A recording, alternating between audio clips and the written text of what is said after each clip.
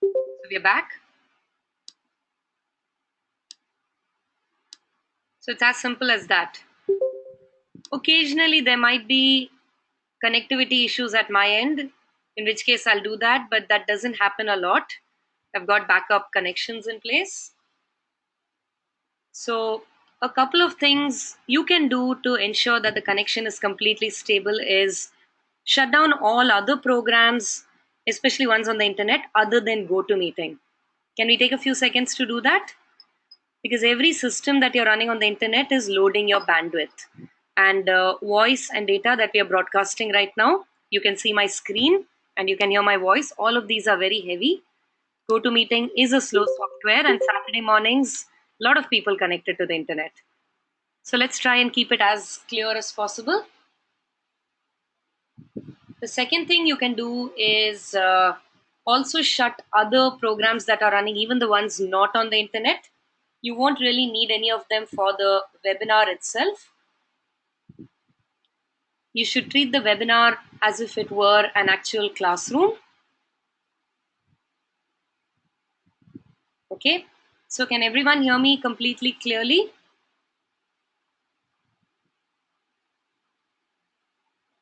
All right. So now that you've told me a little bit about yourselves, let me give you a little background about myself. My name is Ramya Pandyan. Oops, that's me. That's a picture of me in the top left corner. I am an MBA and I have over 16 years of work experience. In the past, I've worked for companies like the Nielsen Basis Company and Deloitte Touche Tohmatsu as a consultant, a management consultant. I have also written freelance for publications like Femina.in and Marie Claire magazine. I started blogging in 2004, which makes me one of India's earliest bloggers.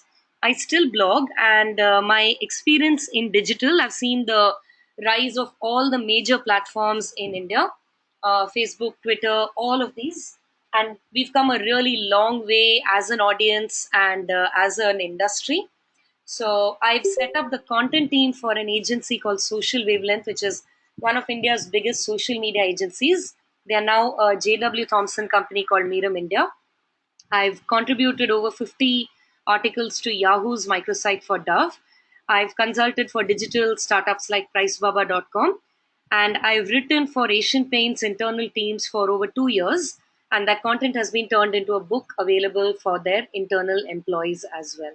So, my personal and professional interests lie in the digital domain, various aspects of digital, not just digital marketing, but the use of digital platforms to tell stories, to generate conversations, to build communities, manage communities, garner information, perform marketing tasks, build loyalty. All in all, my work, my profession has to do with advising and helping people use digital platforms to further their business objectives. I've been a digital Vidya trainer for a year and a half now. I've conducted almost 200 webinars. I teach the email marketing CDMM module. In addition to this, I also teach several special sessions on blogging, online reputation management, and content creation. Those are made available to the CDMM module students for free. And in the upcoming months, you will probably receive a mail from your coordinators telling you about it. And if you're interested, you can sign into those as well, and you'll be seeing me again there. For this series, I'll be teaching you email marketing for the next 4 Saturdays. So that's my background. This is our agenda for today. So I'm going to take about an hour to just set expectations about what you can hope to learn from my webinar series, what the course requirements are. Now this is a two-way program, which means that there will be things that you are expected to do. Digital Vidya's CDMM module is on par with the college programs of the best colleges in the world, which means that we are very, very rigorous about the content and the kind of trainers, the way we impart training. But we also need you to do certain things. There is a plan and a schedule in place.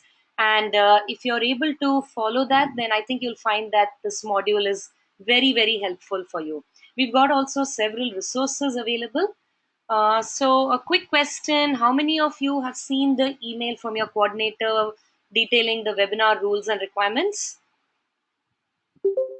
Your coordinator would have sent you an email with a document. Okay, that's great. Most of you have received it and gone through it. It also contains a list of resources available to you. So do keep that email handy and make sure you're dipping into that entire library of resources, because that's been put together by a lot of very seasoned professionals in the field. In addition to that, how many of you have had a chance to fill in the expectations form? Your coordinator would have shared it with you. If you haven't done so already, my request is please fill it in. That's fine, Purnima. So we're just getting started. This is the orientation session anyway. So please do go through and finish that expectation form over this weekend, because that will help us tailor the course better to your requirements. I'll be able to bring in examples that are more relevant to you and so on and so forth. Okay. So till about 11:30, we're going to talk about the webinar rules and requirements, the resources available to you. I'll take you through them as well, the lesson plan, and then I'm going to bust a few myths about email marketing. So, how many of you think email marketing is the most boring of the sessions? And please feel free to be honest. I'll accordingly work harder to make it fun and interesting for you. Purnima, Annette, okay. All right, challenge accepted. I'm going to try and make it really fun for you. So, to be honest, I thought so too until I got into email marketing myself. And now I've been teaching email marketing for over a year. And there's lots of reasons I like what I'm doing. I really enjoy my job. My firm belief is that if you're having fun, then nothing feels like work. And I bring that belief into my teaching as well. If you're not having fun, then you're not going to remember the things that I tell you. So I'm going to try and make it as much fun as possible, for which I'll ask you to do certain things. Are you with me on that? I might ask you to watch some videos. I might ask you to take on some activities. Some of them may not make a lot of sense to you, but you need to trust me on that. If you do, then I guarantee you're going to have a lot of fun and you'll learn as well in the process. So that's going to be our first half. And then in the second half, I'll go back to being very teacher like. No, I'm joking. In the second half, we'll take a short break, maybe about 10 minutes or so after the orientation is over. And when you come back, we'll go through the essentials of emails and the barriers that your emails face and how to get started. I'll tell you what the knowledge checks are in a minute. But first, let's look at how we do this. I want to take you through the people that you need to know. First of all, does everybody know their coordinator? You know your coordinator's name, how to contact them. Do you like your coordinators? You should, because your coordinator is your single contact point with Digital Vidya. Your coordinator is the one who will give you your schedules. If you're having any problems, if you're not able to attend something and you want to attend the same session at a later time, your coordinator can help you with that. If you're finding that my style doesn't really work for you and you want to request a change, you can do that, by the way. That's perfectly fine. Digital Vidya and we want you to get the best out of what you've signed up for. So if you find that my style doesn't work very well for you, you're very welcome to request a change. There are several other trainers and everyone is really, really well qualified. I'm in very august company. They are very, very good at their jobs. So you can always request your coordinator to change. Or if you find the schedule is not working for you, you want it to be a little different, your coordinator can help you with that. If you're not able to access the resources, your coordinator will do that. So be sure to reach out to your coordinator. They are a very helpful group of people. Everybody has a coordinator, by the way. I also have a coordinator. Every trainer has a coordinator. Every participant in a Digital Vidya program also has a coordinator. So make sure that you're best friends with your coordinator at least through the entire duration of your Digital Vidya program. The next group of people you need to know is the tech support team. The tech support team produces the webinars, they set up the webinars, they make sure that you don't have any connectivity issues, they make sure that I'm audible and that you can hear me clearly, you can see me clearly. and they are standing by in case there are any connectivity issues. So, incidentally, I'm logging in with the same kind of ID and login password like all of you are. And I'm sitting in a home and office somewhere. I'm not sitting in the Digital Vidya office. I'm in Bombay, and Digital Vidya's office and team sit in Delhi. I'm not even part of the team officially, but I'm a webinar instructor. So if you have any connectivity issues, I would not be able to help you, but the Digital Vidya tech support team is standing by for that. So if you have any connectivity issues, usually they can be resolved by logging out and logging in. But if you find even that is not helping, what you should do is call the tech support team. I'm going to give you their number. Their number is 80810 33033. This is a Delhi, India number. So for those of you who are outside India or outside Delhi, make sure to put in the requisite country code. The country code for India is 91. In addition to all this, don't worry about having to remember this. This number is contained in all the emails your coordinator sends you. Also, you'll see the number is there on the top right hand corner of my slide. Can all of you see that? I hope that's visible to all of you. Yeah. So this is going to be there on the top right hand corner of every one of my slides. All my presentations, it's there. So if you're not able to hear me, you don't have to worry at all. Just call the tech support number and they will assist you. And they are available, by the way, whenever there is a webinar going on, they will be available. Those lines are open. What happens if you have to call the tech support number and you miss out some things? Don't worry at all about that. The first thing is, like I said, I'll go very slowly. And then if you miss out, if you have any connectivity issues, you drop off and you come back in. If you missed 4 or 5 minutes of it, don't worry. I will cover it for you, but I'll do that at the end. Okay? Because like I mentioned, we are packing in a lot into the webinars. And I'm sure everyone here, you're all busy people. You've got lives and jobs to get back to after the session is over. I do not want to hold all of you back for any 1 or 2 people. I will stay back until everyone's issues are addressed. But let's put aside individual issues until the end so that everyone who's finished the session can leave and I can address your issues one on one. Is that okay? Is that fair? Make sense? Also, the good news is that this is a professional program, which means it's not like learning the alphabet or the number system. It's not like if you're learning numbers and 1, 2, 3, 4, and then you miss out 5 and 6, you will not be able to learn maths at all. If you miss one thing, you can just set it aside and everything else will still make sense. And then you can go back and cover what you missed. So it's not sequential and they don't sit one on top of the other. Most of it doesn't sit one on top of the other. Okay? They're all related, but you can set aside one bit to go back to it later. So absolutely no need to worry about that. The last person you should know is your webinar instructor. That's me. I've just given you a background of me. Let me take you through some resources. Just in case you miss out, let's say you got delayed, you couldn't make it on time, or something came up, it's a weekend. I know all of you have other commitments. Just in case you miss something, what do? Or you may not be able to understand my accent very well. Is my accent okay for everyone? I try and keep my accent as neutral as possible, but I know we have people from all over the world. Okay, that's great. Thank you. Uh, Even so, I usually have a little trouble understanding English movies. I need to work with subtitles because there are specific words that I miss out on. So, something like that is happening. Don't worry at all because here's what, all these sessions are being recorded and you are being given a set of resources that can help you catch up on anything that you might miss. So, these are your resources. A recording of this webinar will be shared with you. This being Saturday, by the time we finish, and I download the recording and share it, it'll be end of the day. And the Digital Vidya team doesn't work on Sunday. The tech support team does, but the coordinators don't. So you will receive a recording by Monday, sometime on Monday. You'll receive it on email. In addition to these, the recordings are also archived in the learning management system, which I'll show you in a minute. The presentations that I'm taking you through will not be shared with you because they are copyright.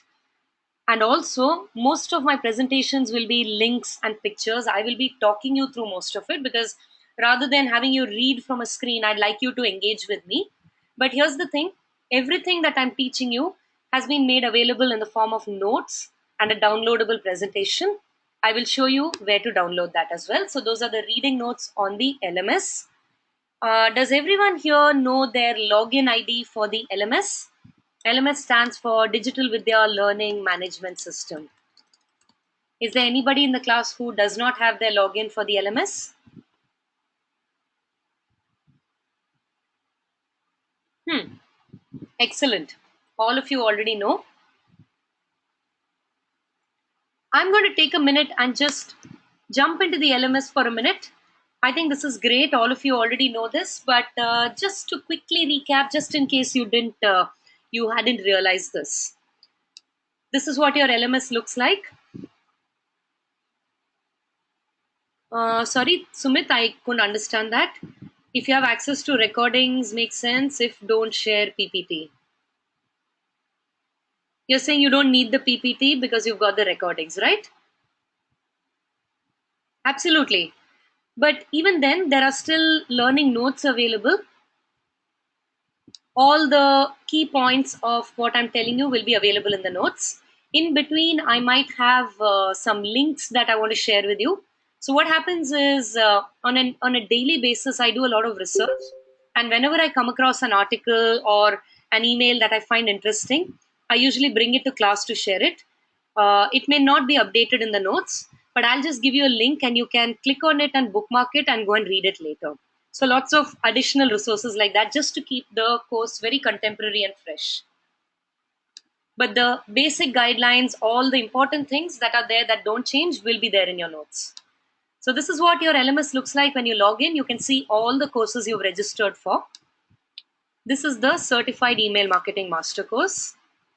Let's click on that and let's look at what's available. There's free reading material.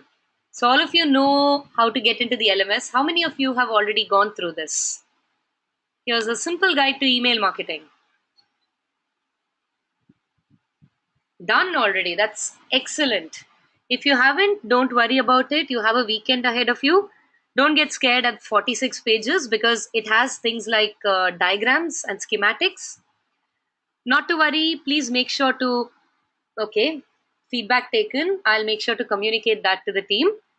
But what's in there is important. So please do go through it.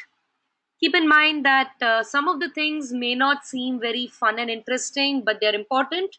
Remember what it's like when I know for a lot of us, it's been a while since we sat in a classroom. Not everything will be cool and fun and interesting, but what's in there is important. So please do go through it. I can tell you that I'll keep the webinars as interesting as possible, but there's some stuff that just is the way it is. So download it, go through it, and mark it as complete so that the team can track your progress. And then let's come back. You'll see there are 4 lessons here, one for each week. There's also additional content, tools, and participation certificate. Do go through all this today and get a sense of what is available to you. Let's look at lesson 1. Lesson 1 is today's session, which is email marketing orientation and deliverability. If you click on this, you can download the notes for this week.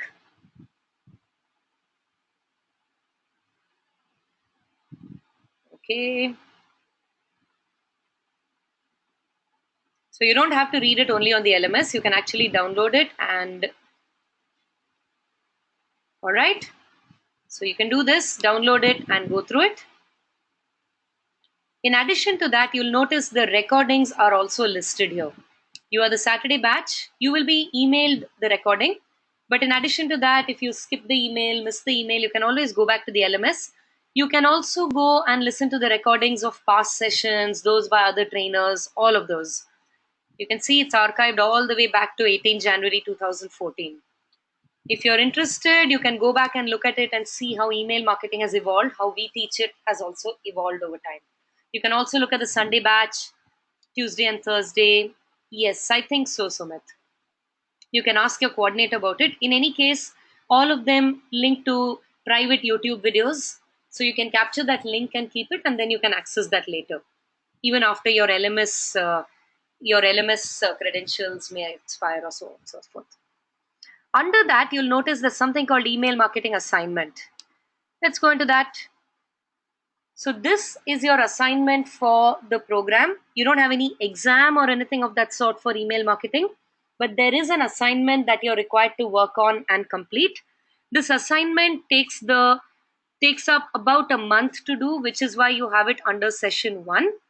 After today's session is over, I want all of you to go into this and look at this entire page. There's a lot of resources to do the assignment as well. So what the assignment is available here.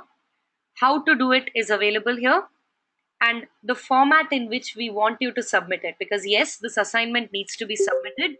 You will only get your certificate after your assignment has been submitted and assessed by the team.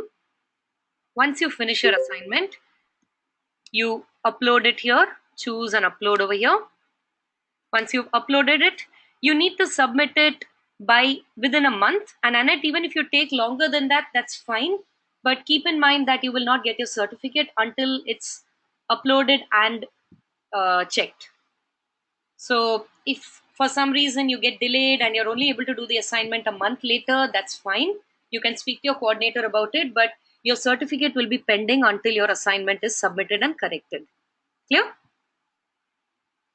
My suggestion is that you go and look at it today itself, not right now, but after the session is over, because there are lots of different things you will need to do in it. Also, this is the practical aspect of what you'll be learning with me in the webinars.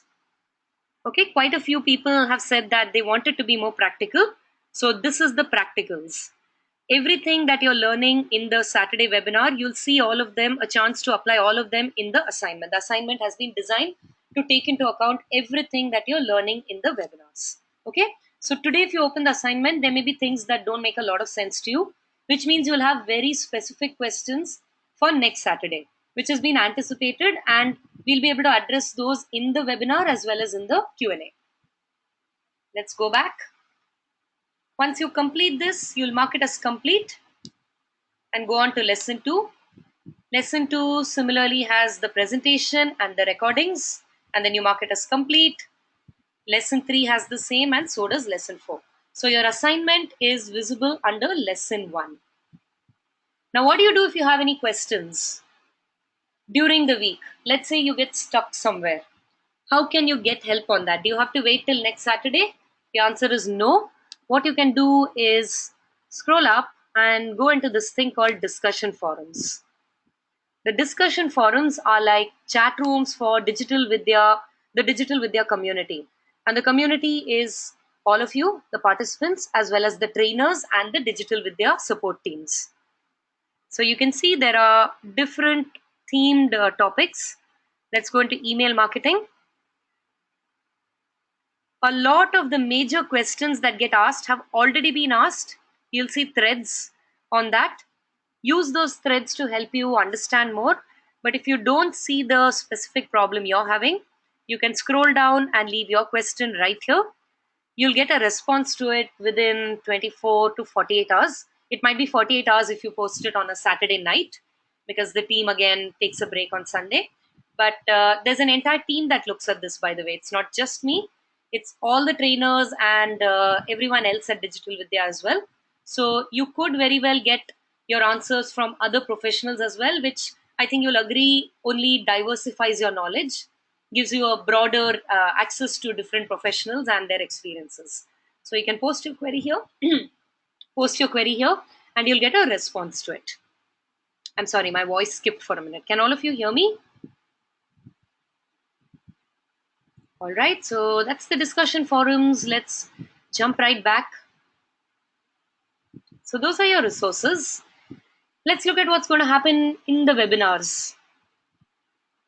My rules and what I'm going to do. I'll take 4 webinars, around 3 hours each, 10 o'clock to 1:15, counting the break. What do you need to do? I have something called knowledge checks that I bring to every class. These are not part of the Digital Vidya standard deliverables. The knowledge check is nothing but a list of some questions that can trigger off conversations. So the way I do it is I ask you to hold your questions to the end.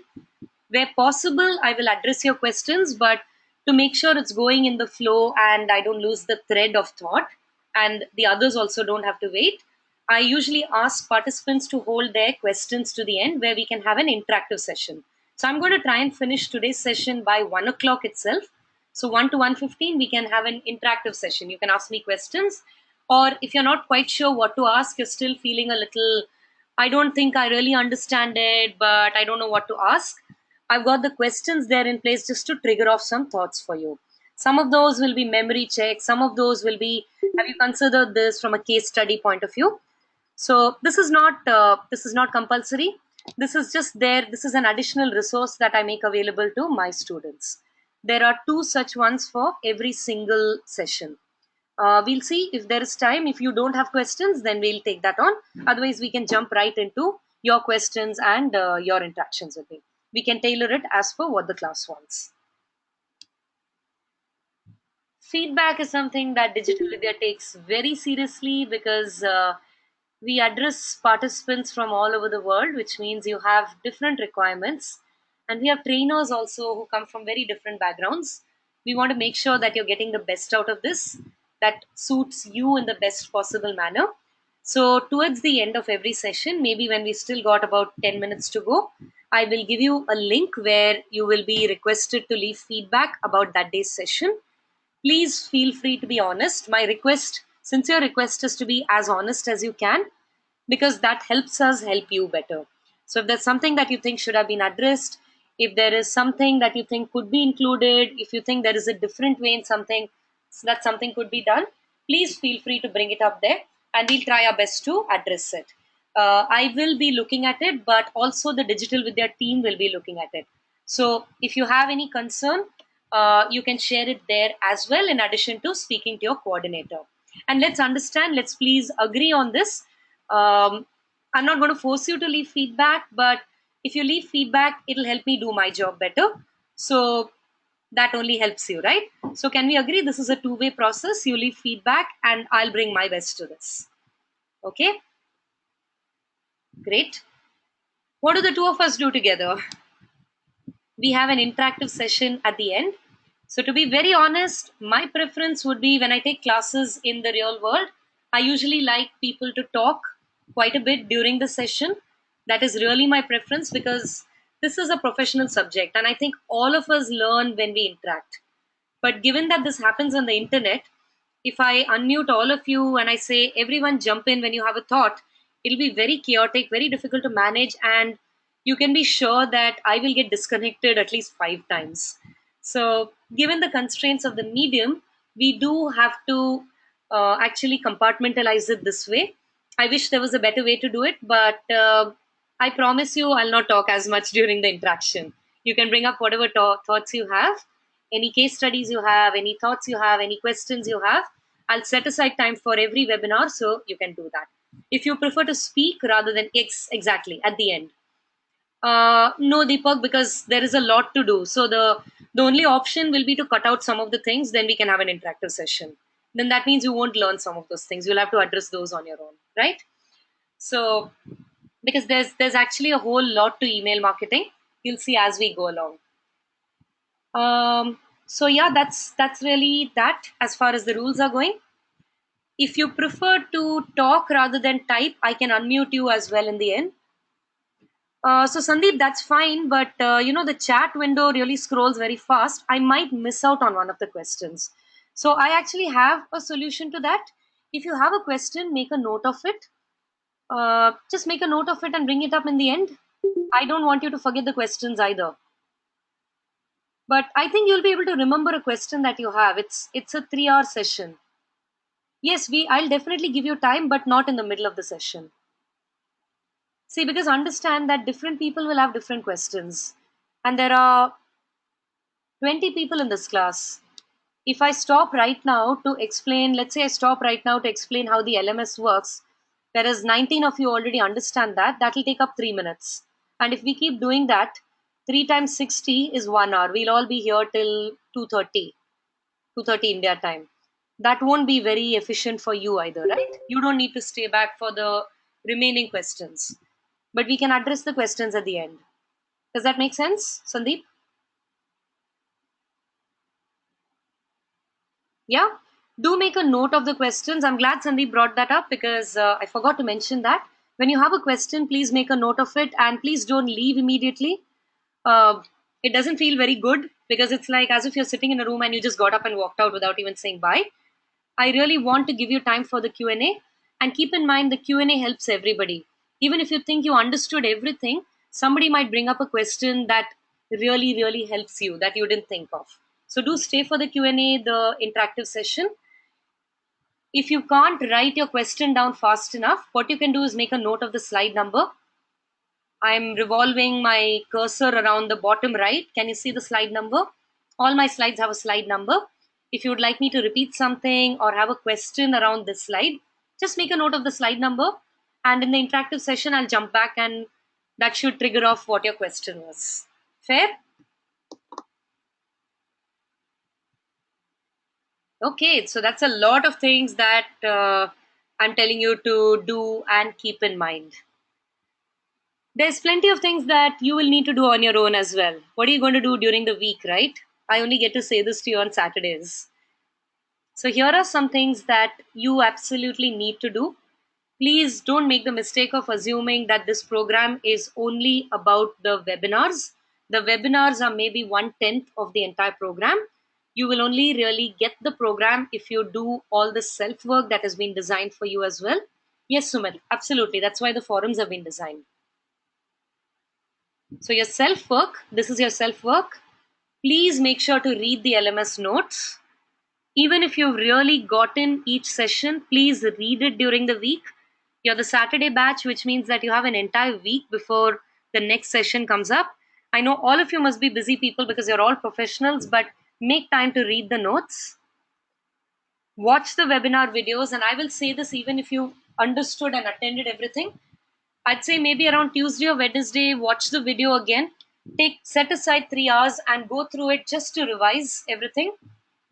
And finally, complete the assignment and put it up. These three things can really make sure that you understand the modules very well. Do we have all that? That's a lot of different rules. Do you want a 5-second break to just take in everything? Okay, to be honest, I needed that 5-second break to drink some water and catch my breath. Okay, so let's take a look at what you can expect to learn. I know quite a few of you think email marketing is really boring. You must have some ideas about email marketing, right? Because it's email marketing. You all already have a background in marketing, all of you already use email. What are some things that you're expecting that this program will be about? Sorry. So, this is not a question you need to hold to the end. This you can type in your answer. Sending it out to a mass audience, okay? What else?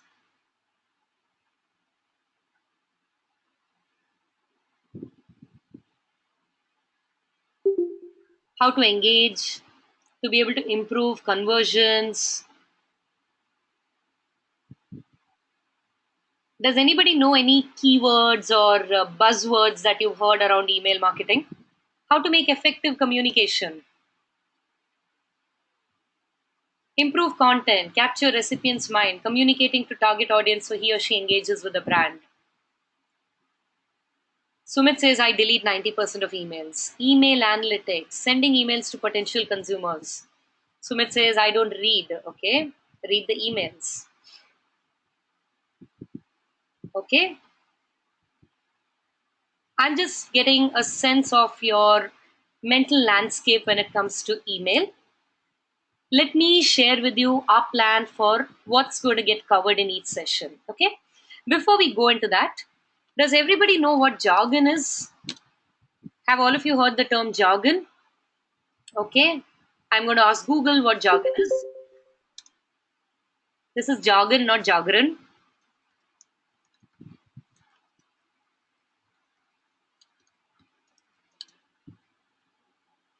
Jargon is special words or expressions used by a profession or group that are difficult for others to understand. Who is that going to help? It's only going to help people who want to feel important about themselves, right? Yes, it can be very technical words, it can be very specific to a particular industry. If I say something like blue sky thinking, do you know what blue sky thinking means? I don't know either. It's just a waste of time, right? If I say blue sky thinking, none of you will understand, even I don't really understand what it means. So, jargon is words and phrases that only cause confusion. Teaching and learning are about communication. Marketing is about communication. And communication is about making things as simple and as clear as possible. Right? So, I'm going to promise you that I will not use any jargon. Can you also promise that you will not use jargon when you speak to me? To be honest, I have no memory for jargon. So if you reply with a lot of jargon, I'll probably spend 10 minutes trying to figure out what those words are or Googling them. And also, that's a waste of time for both of us, right?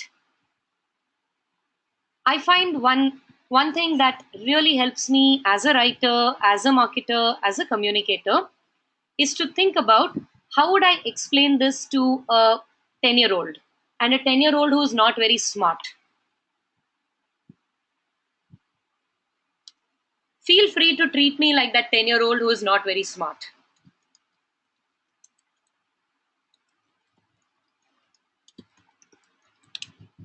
Now, if a 10-year-old who's not very smart asked you what is email marketing, you won't say things like engagement, relationship building, customer database, and things like that, right? It's too complicated. These are very, very big words. But if you find a way to explain it in a way that they understand, then it makes it very clear. Not really. I don't really agree with that, Sandeep. Children are just as smart as they have been all these years. It's just that they have access to a lot more tools than maybe you and I did. A lot more technology that's a lot easier. So, the same way, our parents will probably say that you and I are smarter than they were. We know that that's not true. It's just that we have Google and they didn't when they were our age. That's really all, right? Okay, so let me take you through what you can expect to learn, hopefully in a way that 10-year-olds also understand. Our first session, which is the second half of today, is going to be something called deliverability, which is a very big word, which only means how can I avoid getting marked as spam? Why are my mails not reaching the mailbox? How do I start an email marketing exercise? I'll show you some very scary facts when I'm busting myths. And these facts have to do with the thought that a lot of emails don't even reach the end recipient. You know what Sumit said? Sumit says he just deletes 90% of emails. In addition to that, there are hundreds and thousands of emails that don't even reach the recipient for them to delete. If you're going to be investing so much of time, money, and effort in email marketing, and a lot of your emails are not even getting delivered, that's a problem, isn't it? Which is why we are going to start off by showing you how you can minimize that, how you can make sure most of your emails reach the intended recipient. From there, next week we are going to go on to content, which is everybody's favorite part of the module. Who's excited about content? Yay, content, because that's a lot of fun where you get to design fun emails. So, we'll talk through what makes an email good. What are the things that you can actually do? And you might find yourself being surprised. You probably didn't realize that emails also do these things. And how you can make your emails stand out from the clutter, how you can make sure that your respondents don't behave the way Sumit is doing. And Sumit, again, this is not faulting you. You are deleting those emails because they have not been created well. You are still reading 10% of your emails. And all of us are actually receiving a lot of communication, but we are not remembering it because those things are doing their jobs so well. Think of one of my favorite examples is Apple products. How many people here like Apple products? And I don't mean apple juice. iPods, iPads, iPhones, MacBook Air, MacBook Pro. They work really well, right? How often have you, how is their customer service? How is their call center? Does anybody know what Apple's call center is like? Do you have an opinion on it? You've not needed to try, right? Because the systems work so well, you have not needed to think about it. Good communication is like that. The emails that you're thinking of, which you delete, are the bad ones. A good email or any good form of communication is one that doesn't make its presence felt. You are not supposed to realize that this is marketing communication. The email has a very specific job to do and it does it well. And you're just supposed to forget about it after that. So we'll talk about this in more detail next week in content. We'll also address optimization because let's not forget email marketing is a business action, which means it's not just about creating these beautiful emails that you can frame and put up in your house, but whether the email does its job or not. How you can link email marketing to your tangible business goals. What can you do to make it stand out from the clutter? And what about mobile? Mobile is changing the way we do business, the way we live our lives. So, how does it apply to email? It actually applies in a very big way, and we'll address that next week. Once we are done with all this, how do you actually design those emails? Do all of you want to get to design fun emails? Those cool, very professional looking emails? So in week 3, I'm going to show you something called MailChimp. Sandeep says no. Sandeep doesn't want to design fun emails. Okay. Then Sandeep, this class is not going to help you, no? Was that typo? Okay. So in week 3, we are going to address something called MailChimp, which is an email service provider. MailChimp is a tool that helps you design emails. It helps you track how emails are being responded to.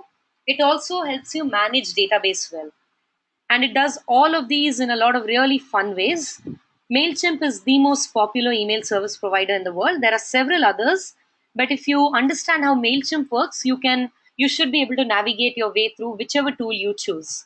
So in week 3, I'll do a demonstration of MailChimp. I'll show you how to do each of these, and I'll also design some emails while you watch, and you'll get to see how that it's not just content creation. MailChimp does a lot more than that. It also lets you track how emails are performing and link them back to your business goals. They have free features and they have paid features as well. So the free features themselves allow you to design and send out and track emails. The paid ones let you do a lot more. I'll be explaining all that when I take you through MailChimp. Once we are done with that, you'll have a good sense of how to make sure your emails reach the recipients, how to design fantastic emails, and what tools to use. And by then, you'll be ready to get into email strategy. Yes, like any other marketing activity, like any other business activity, email also needs an actual strategy, a logical plan in place before you get started. And in the third week, we'll talk about how to put that plan, how to build that plan, and how to make it happen. I'll also demonstrate or show you several case studies, emails by different companies. I've got about 15 odd case studies, which we can go through together in that session. Once we are done with that, the fourth and last session is where we get into something big called database. There's a reason we put database to the end, not because it's the least important one, but because there are lots of other things, a lot of other pieces that you need to have in mind before we get to database. So database will be part of our grand finale.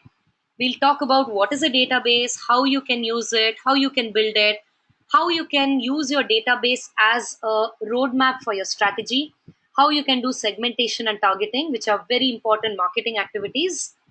And once that's done, in the second half, I'm going to demonstrate over 20 tools that will help you do all these things in a faster, bigger way. I do want to caution you, please don't assume that it's okay to skip all the sessions in between and only jump right to the toolkit. I had a participant in my previous batch who did that, and she was completely lost when it came to the toolkit because she couldn't understand a lot of the things that we had spent 12 hours and 3 Sundays covering. So please don't jump right into tools. This is like saying a lot of you are engineers here. If someone just walks into the workshop and wants to use a lathe, what are you going to tell them? Please go and study first what a lathe does, right? They'll need to understand what it does and how it works and how it can help them. Otherwise, they'll end up using the lathe to maybe, I don't know, hurt themselves. Similarly, if you've never done carpentry and I give you a hammer, exactly, they might get hurt. If I give you a hammer and you've never seen a hammer, you've never seen carpentry tools, you might think it's being used to chop vegetables. And not only will you make a mess of the vegetables, you might hurt yourselves. So, well, don't worry, none of these tools will hurt you, but they may actually hurt your campaigns and your strategy if you don't know how they are meant to be used. So, please make sure you try and attend all the sessions and go through the videos before we come to the toolkit. That's pretty much everything that we'll be covering through the next 4 weeks. Is there anything that you think you should be learning about which you did not see in these slides? If you do, let me know. Then I'll make sure I'll tell you where they'll get covered, or I'll make sure to bring it up in the relevant session. Shall I run through this one more time? How to build database. That's part of this. Sandeep, this and this, both.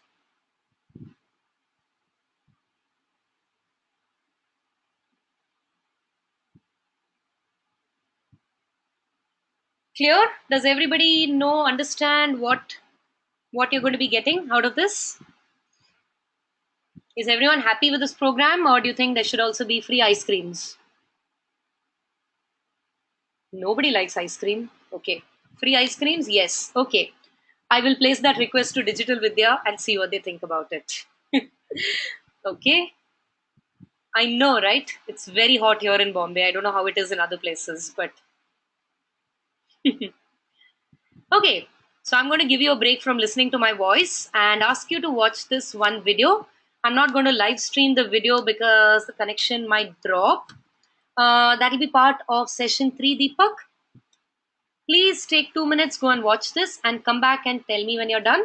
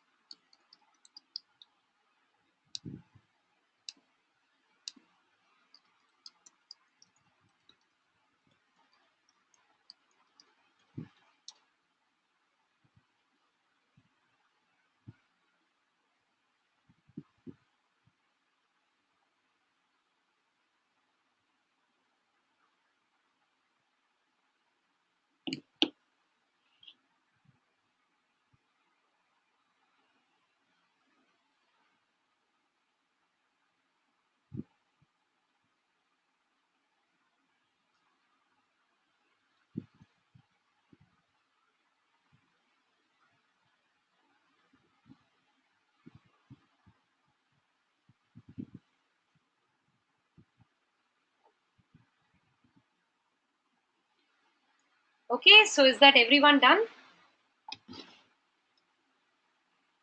Sumit, I guess you could watch the video later.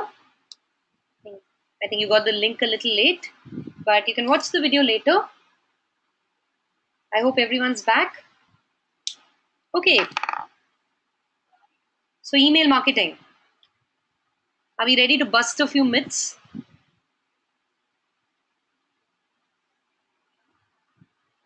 What is email marketing? What do we think is email marketing? If that not very smart 10-year-old were to ask you, what do you think it involves? Muted.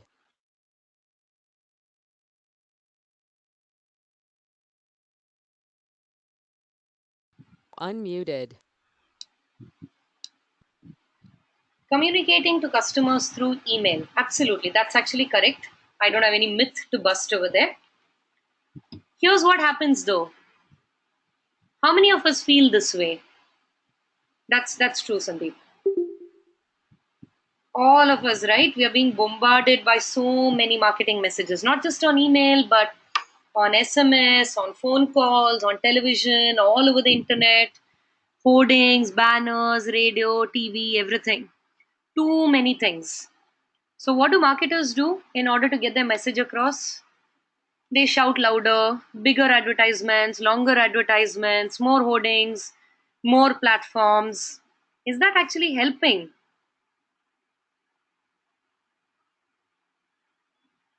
So, what else do marketers do? Discount, offer, promotion. Let me ask you a question. As a marketer, any kind of marketer, what is your end goal? Your overall or rather your final objective. What are you actually meant to be doing? Exactly. Your job is to no reach our audience, lead to deal. What is it finally? It's about making money, right? Making money for your company, your organization, whatever end of marketing you're in. Even if you're in market research like I was, your end goal is to ensure that your client or your employer or your own business makes more money. Yes or no? Every time you offer a discount or a promotion, you are losing some money. You can justify it by saying I'm investing in order to get more sales and so on and so forth. Here's the problem with that. A lot of marketers tend to get lost in the means and forget about their end goal. I'm sure all of you have heard this as well. I'm the best advertiser. I'm the best PR person. I'm the best market researcher. Now, does it actually help your end goal? There's no point in building a fantastic advertisement if it doesn't lead to more business. There's no point in a perfect market research study if it doesn't lead to more business. Similarly, what is the point in having the best discounts possible if it is not leading to making more money? If you offer 25% off, then you're going to earn 25% less. And here's the trouble with discounts and offers. Discounts and offers do not guarantee you loyalty. They can bring you transactions, but after a point of time, even those transactions are not giving you value. And over time, you need to focus not on single transactions but on overall business growth. Is that making sense? I know I've gone a little bit into using jargon words, but I figured most of you are people with work experience, so you understand where I'm coming from. It's not about whether people are buying, people are coming, I'm making three or four sales. It's all about eventually if I'm learning, if I'm gaining value overall. Maybe so, Sandeep, but think about when Flipkart first launched in India. Everybody remembers that when they first launched, they used to only sell books and they offered very deep discounts. Everyone remembers that? They do not offer those discounts anymore. How many people are still shopping with Flipkart? You do know that there are several other e commerce sites that also give you the same product but for less. It's the internet, right? A simple Google search will find you all that. So, why do you continue to shop at Flipkart? It's clearly not the discount that has pulled you in. that's keeping you loyal, right? Because you're not getting that discount anymore. It's a lot of other things. Exactly. You built a relationship with Flipkart. Flipkart has built that relationship with you. Everyone here who's an Apple user, why do you buy Apple? Apple is the most expensive in every field. In some of the fields they are in some of the domains they are in, they are almost twice the price of other competitors. Why do you still buy Apple products? And by the way, I'm one of them. I'm running this webinar on a MacBook. All of that is jargon. Didn't we agree we are setting aside jargon? I don't know what customer life cycle value means. I don't know what I don't know what loyalty means, whatever. We like Apple. That's why. We like Apple and we are willing to pay that, right? It's not as simple as habit. Habits are not easily formed. We are not required to buy Apple or from Flipkart. There's a lot more that goes into it than price. The reason I want to tell you this is because digital marketing can be a money drain. I'm sure all of you have heard a lot about how digital is the coolest thing and it's the latest thing, and you cannot do anything without digital, it's trackable. Please keep the trackable bit of it in mind. You should take on digital marketing activities because they're trackable, not because they're the cool thing to do. You're all business professionals. You know, taking on an activity just because it's cool does not help you. It does not help you professionally, it does not help your business. You take on business actions because they benefit your business, right? And digital, especially email, has a lot of value not because it's cool, but because it lets you track exactly how much is getting spent and what value you'll get out of it. I will always tell you that always look at, yes, not just the metrics, Sumit. I think I see too many. The reason I want to talk to all of you about this is I know too many people who jump into, and too many clients, big companies who jump into things like digital, social, app, and so on and so forth because everyone is doing it or it's the cool thing to do. No, but is it benefiting your brand? Exactly in what ways is it furthering your business? And for that, you need to think about, I'm spending X amount of money. What are the returns I'm getting? If you actually do that exercise with a lot of you, may find that you may not actually offer the kind of discounts, promotions that you currently do because you may find it's not really worth it. I think 25% off is terrible for any industry, any domain. 25% off is one quarter of what you're going to earn, which you're giving away. I think personally, discounts should be the last resort, absolute last resort, for something that maybe is perishable because it's not going to have value after a certain point of time. But other than that, I don't really see any need to do discounts or offers.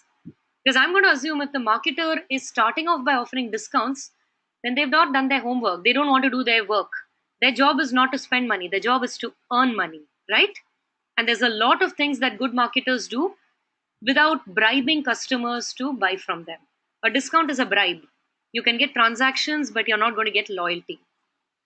Everybody with me so far? Now, this is very, very key. Why am I telling you about this? This is very crucial when you're thinking about digital, especially about email marketing. Because I'm going to come back to this. Here's some good news about email. I know email seems boring to a lot of you. And even within digital, email is clearly the least cool guy in the room.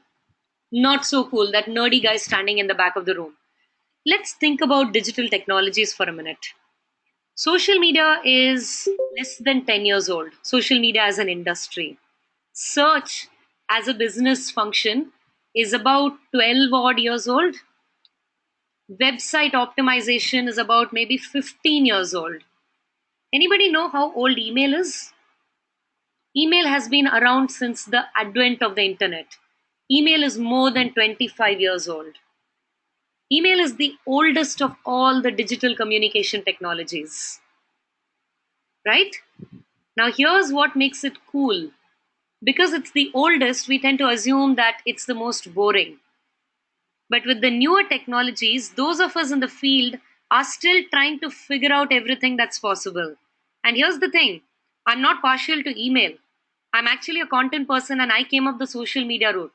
So I absolutely love social media. I love new technologies. I love cutting edge technologies. But I also know that a new technology means the world still doesn't know, and I'm part of that world. We still don't know, and we are still making mistakes and learning from them. Whereas with the technology as old as email, a lot of those major mistakes have been made already, which means that we know the ways in which it can succeed, we know why it succeeds, we know whether it succeeds, and here the figures are right in front of you.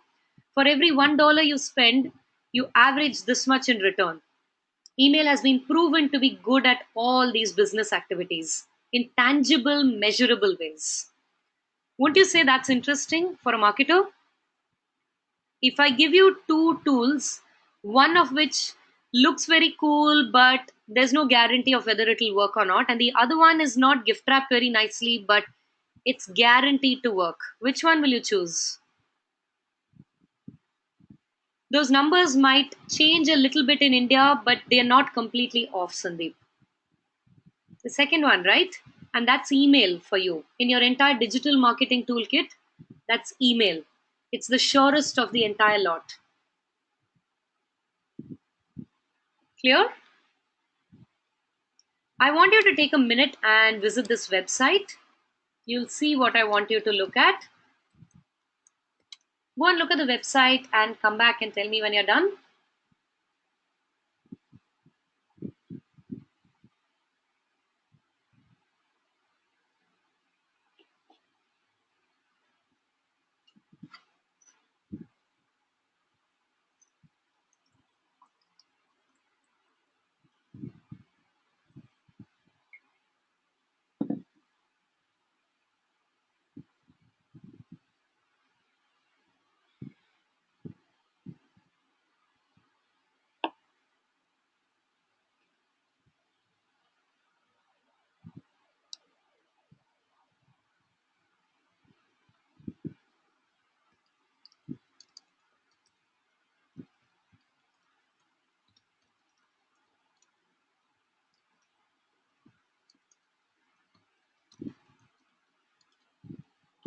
Absolutely, Vedwati. Can we come back?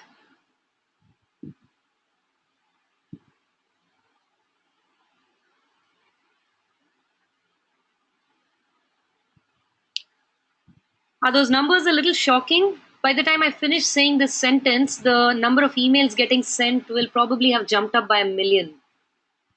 Here's another thing to think about.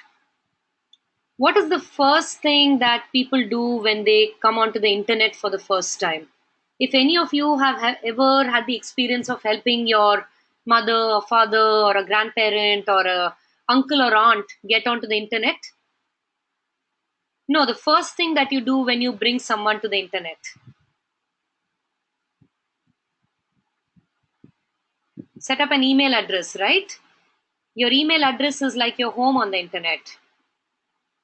How many people here have smartphones? Is there anyone who doesn't use a smartphone? You need an email address in order to run a smartphone. You won't, an Android phone will just be a dabba, it'll just be a plastic box unless you use the email address to log into it, right? That's the reason why emails are increasing that much. So, emails are clearly the most used digital technology of all of them, which means that if everyone who was on the internet was part of a country or part of a planet rather, email would be the most populated country of all. We all know someone who's not on Facebook, right? I know quite a few people who are not on Facebook, quite a few people who are not on Twitter. I know lots of people who do not use Google search that much. But everyone I know who's connected to the internet has an email address. Isn't that true for all of us?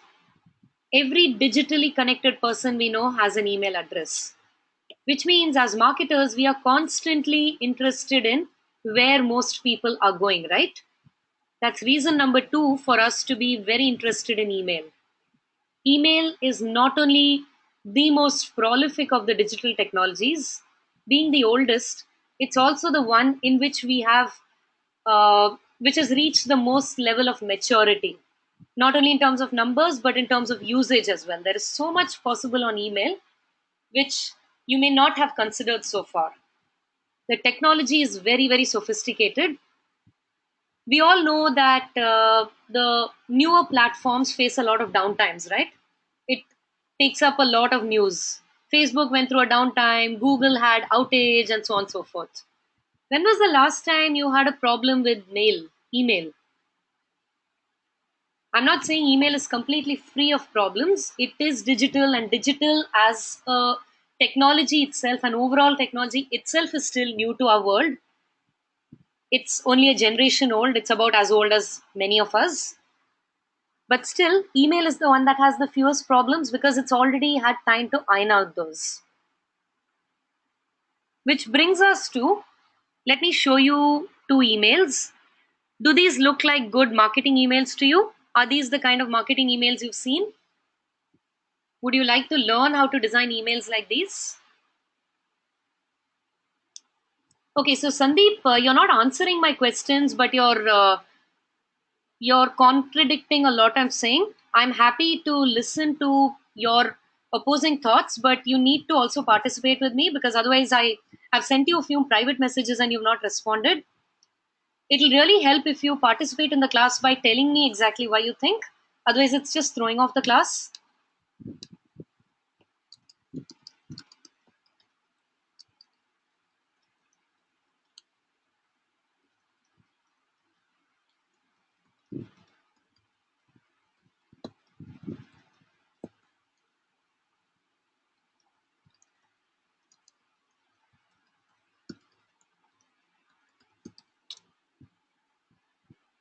Fair enough. Okay. So we'll address the content bit of it. The Chumbak one is a newsletter. The one on the left hand side is a promotional email. Now, designing this email, each of these emails doesn't take more than 15-20 minutes, especially when you have a tool like MailChimp. The bigger concern over here is that these emails did not reach my mailbox. So you can take a lot of time designing really fancy emails, but what if they don't reach the mailbox? Newsletter, Shanavas. The one on the right is called a newsletter. Here's a scary stat. You know all those mails that you saw passing on internet live stats? 20% of them will not reach the inbox. And this is as of a 2015 report. The 2016 report has not come out yet. Okay, Sarita, we'll handle questions at the end. Please stay with the class. Remember, we agreed to this. 20% of those emails that you saw going are not going to reach the mailboxes that they were intended for. Is that scary or what? Because you saw millions of emails passing, right? Internet live stats. Go back quickly and look at what is the number now and think of 20% of those not reaching the mailbox. Your emails may be part of that 20%. Why is that happening? Because the technology has gotten so robust that it's got a lot of security measures in place to moderate the traffic of emails. You want to make sure that your email does not get caught in any of those. Filters are one of them, there are several others. So email, think of the email as being on a journey before it reaches the recipient's mailbox.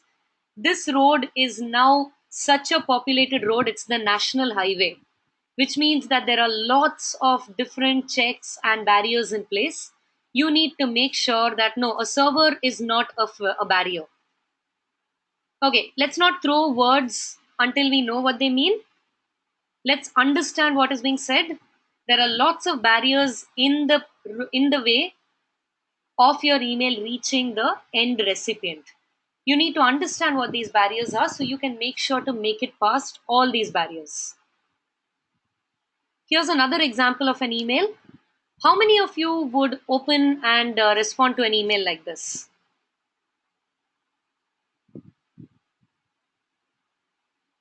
What about this email makes you think you would not open, and it's cluttered? Okay, what else? How do you know it's fake? because it says free money, no design. Good. One thing I would like all of you to do, not right now, is but through the entire month, spend 2 minutes a day in your spam folder and in your promotions folder. Your spam and promotions folders. Just go through what kind of emails land up there, what kind of senders send emails there, how often they send, because you need to understand these two folders very, very carefully. Okay? You need to know exactly what's happening, which will send an email to one of these two folders. Spend just 2 minutes a day on these folders. Can everyone do that? Do it for a month and you'll learn a lot. Because keep in mind that marketers are finding newer and newer ways to reach people, and people are getting their minds are cluttering with this. The filters and the checks and barriers are also getting more rigorous. So while you learn this, at the end of a month, there might be newer things coming into place. Your own mailbox is your best teacher. This email, you're right. All of you are right. These are the problems with this email. And this email is a prime example of one of the biggest problems on email technology, which is something called phishing. A phishing email tries to trick the recipient into sharing sensitive information. All of you know the dangers of clicking on this button, right? Just by clicking on this button, it might either download a software into my system that is a virus, or a software that captures my keystrokes, which means that someone somewhere will be able to access my password and hack into my accounts. We all know about these issues, right? Yes or no? We know about these problems, right? This this is a problem called phishing. If you've ever seen the Nigerian princess emails, I'm a Nigerian princess, my father has been captured by rebels, I want to marry a nice man and transfer all my money to his account. That's an example of a phishing email as well. Yeah, that's actually a joke now, but it caused a lot of problems when it first came out. And phishing emails, the people who send phishing emails are just getting smarter and smarter. So their emails are getting more sophisticated. Those were very rudimentary emails. So is this one. Exactly. The RBI emails again. How about this email? Why do you think this one did not reach the recipient? What is the problem with this email? Sandeep said that it looks like an advertisement, but that doesn't stop emails from reaching your mailbox.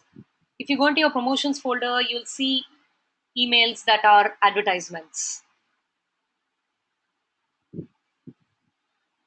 Good guess, but that's not it. Exactly. Look at what Faris said.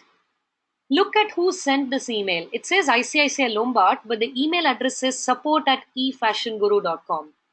Would ICICI send an email from an address like this?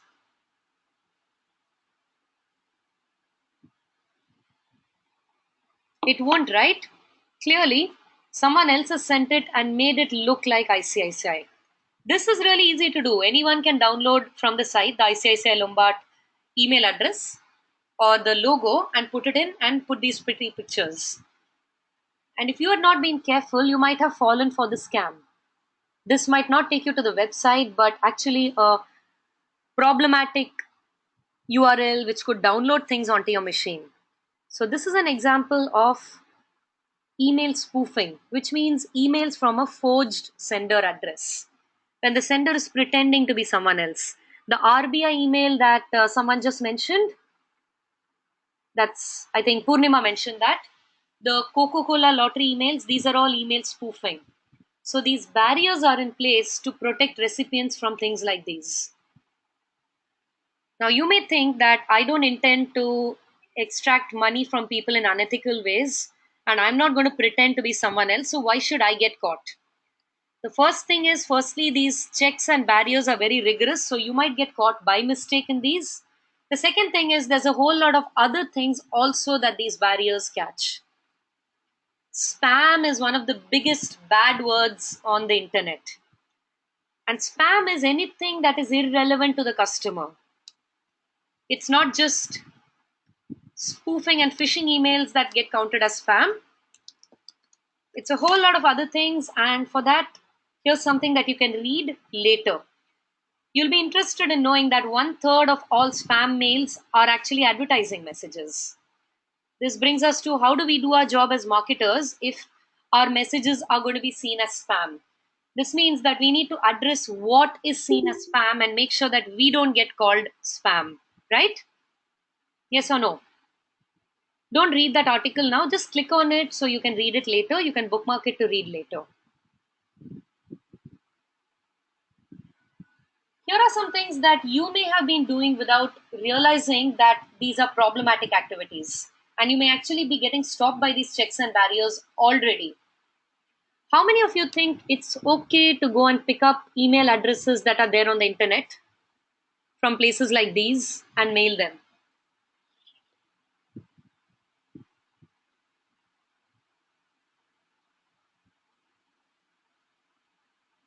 Bad idea, right? Not appropriate. See, that's okay. I'm not going to come down on you hard if you say yes. I want to make sure that you're not making this mistake as you go ahead. And you'll see exactly why this is a mistake. Do we know why this is not appropriate? Any thoughts on why this is not okay? What if you use a bot to pick up email addresses? What if you send out emails to random addresses hoping that some of them actually exist? So all the names starting with A at the rate of a company name.com. Then all the names starting with B at the rate that same company.com. That's something called directory harvest attack. Are these okay? Do you think these count as email marketing? Yeah, they're definitely wasteful, but they are also problematic for another reason. They are problematic because you have not taken the permission of the people whose email address you're sending them to. Imagine this. Imagine if I'm really good friends with Sarita. Okay. So, Sandeep, one request. I think you probably know a lot more about this than the others do. Please don't bring up terms like that because it'll confuse the others. I'm going to be addressing blacklists. Okay, I've not mentioned blacklists yet. So please, it'll confuse the others and it derails the class. Can I please request you not to bring up those? We're keeping it really simple right now. Sandeep and Sarita both. Okay? So let's say Sarita is a really good friend of mine. And I'm talking to her on the phone and I'm telling her, hey Sarita, I've moved. I've moved to a new home. And Sarita says, that's cool, give me your address and I'll come and visit you. And I start to tell her my address while I'm on the phone. And Shanavas passes by and he overhears the address and he shows up on my doorstep the next morning. Would that be okay? Would I consider that okay? Would I welcome him in? Or would I say that's creepy? I did not give you my address. Why are you here? And he'll say that I heard it. I heard you saying this. Sorry, Shanavas, that was just an example. I'm sure you won't do something like that. Exactly. So if you've ever done something like this, it's the equivalent of doing exactly that. You have not taken the permission of the person whose address it is. Permissions are very, very important in the digital space. Seeking the permission of the person you're going to send messages to is a process called opting them in. Opt-ins are a legal requirement. You cannot send someone marketing communication without taking their permission to mail them or call them. This is true across different technologies. You're not supposed to call someone without their permission. How do you get permission? Lots of different ways. You will notice that the phone number that you give to companies or when you fill in forms is the one that you get a lot of marketing calls on. Similarly, so with emails. When you sign up for a new service or you download a new app, if you actually go and read the terms and conditions, one of the terms will be we reserve the right to send you marketing communication. That's part of the opting in process. When you say okay, you're agreeing to receive it. But until they do that, they are not legally allowed to mail you. So opting in is very, very important. And if you have not opted in, you could get penalized for this. I'm going to share two different links for you to read later. I've already shared that link. One is this, and here's the other one.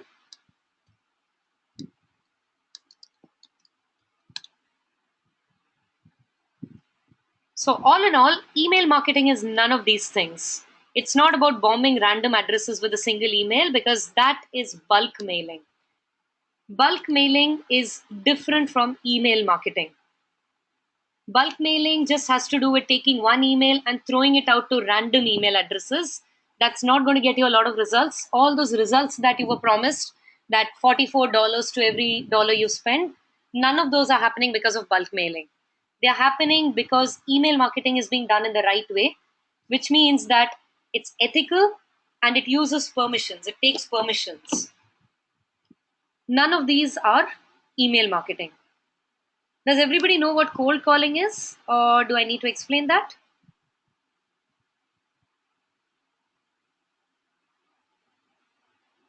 So, what is email marketing then? So, Ravi, cold calling is in the earlier days before there were mobile phones, people had landline phones. Telephone companies used to give out telephone directories which had lists of numbers and people's names. And salespeople would sit down with the directory and call every single number and say, I want to talk to you about this product. That is not considered appropriate anymore. Cold calling is when you contact someone who doesn't know you, who has never heard of you, and send them marketing messages. If you do that on email, that's not email marketing. Can you see how bulk mailing is nothing but cold calling? Make sense, Ravi, Purnima? Yeah? So don't do that. That is not ethical and that's not a good use of the medium. That's like using a hammer to chop vegetables. This technology can do a lot, and this is not what is happening. Those 90% emails that Sumit says he deletes, they are examples of bulk mailing. They are not marketing emails. Sumit, can you see that? These are the kind of emails that you are responding negatively to. Rightly so, because they have not been done well. Permission marketing is a buzzword in among modern marketers. I like how Perry Marshall puts it. He says, losers try to convince people they're thirsty, winners sell ice water in the desert. So, email marketing and permission marketing specifically is an approach. Permission marketing means you're not just throwing out your message to the whole world and then badgering people or trying to convince people to buy. If you're selling ice water and you go to a desert, you don't need to force people or convince them that they're thirsty. What you've done is try and understand who has a need of your product and go to them. They already have the need, so you don't need to convince or badger them. You just need to spend all that time and effort in understanding your customers' needs better. So, permission marketing has to do with understanding what your customers want, going to people who have given you permission to contact them. If a person has not given you permission, either they don't know of your existence or they have no need of you. If they don't know of your existence, you have to make them aware in different ways. And given that we are in the information age, if you have a product that they need, it's very unlikely that they will not know of your existence. This is the information age, right? So, pretty much everyone knows everything. If they know of you and they're not interested in you, that means your product is not relevant to them. That means they're not going to give you permission. So don't waste your time in badgering them. Instead, try and focus on people who are interested in you. And in case you're wondering how this works from a business point of view, permission marketing actually gets better results than outbound marketing, which is interruption based marketing. Permission marketing gets about 20 to 50% response on email as opposed to interruption marketing, which gets only 1 to 5% response. Coming to that, Annette, we'll talk about it in the next few sessions. Okay, let's understand why this is happening in the meantime. So, email marketing is the use of email to establish a conversation, build loyalty, and nurture engaged readers into prospects. I know this is a lot of jargon terms, so what I'm going to do is I've shown you this definition. I'm going to bring it up again in the last session, and then you'll see if this makes sense to you or not. Some things to keep in mind is email marketing is about understanding your customers and approaching it like a conversation rather than a broadcast. Do we know the difference between a broadcast and a conversation?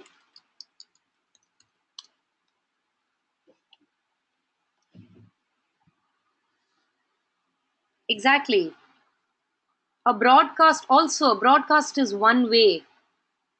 Television is a broadcast. Sarita, please, I think we'll address questions at the end. I think you probably came in a little late. I can't stop and take questions midway because then we'll be here till 3:30. Everyone will have to wait back till then. Okay? So please, I will address individual questions at the end. Absolutely. Like Sandeep says, conversations are two-way, broadcast is one way. Please don't think of email marketing like a way to put out your message. No.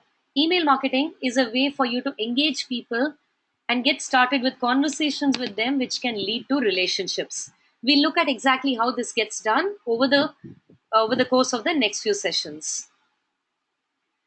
This is one of the most common reactions to email marketing. Like Sumit said, 90% emails delete because too many emails, it's irrelevant to me, I don't know who is sending me this.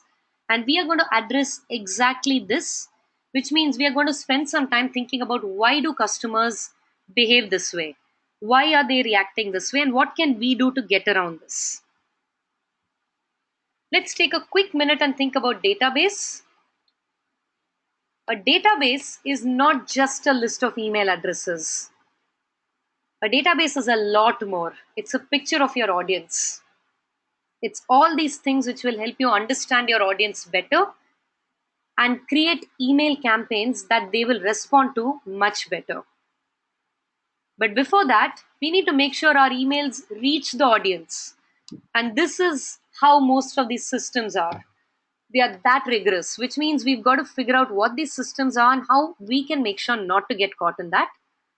For which we are going to address this question of how to get my email into that mailbox. That's deliverability, which we'll take on right after the break. Are we ready to go on a break?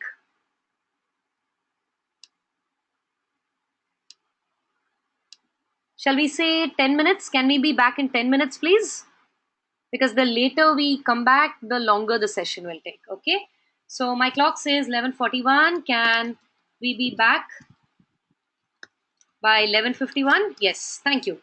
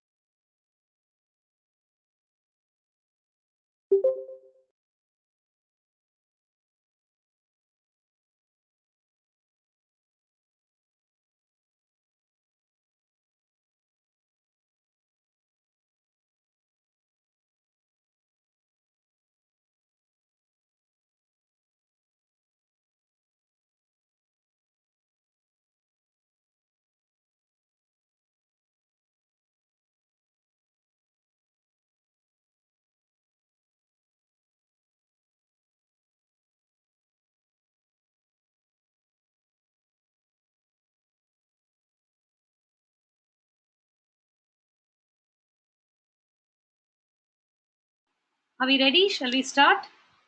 Is everyone back?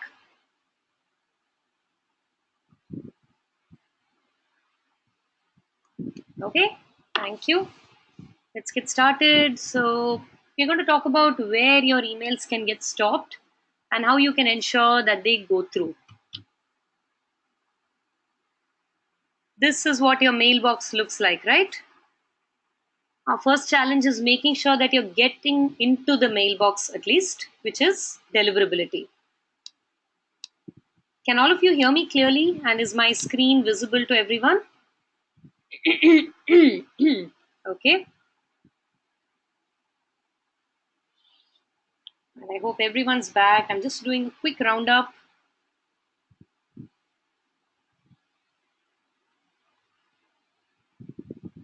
Give me a minute. I'm just testing the connection again.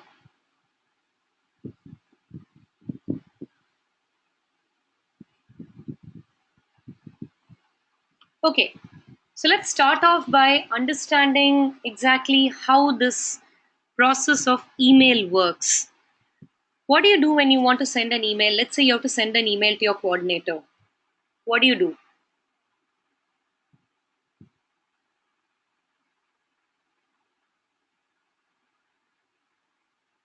How do you send an email?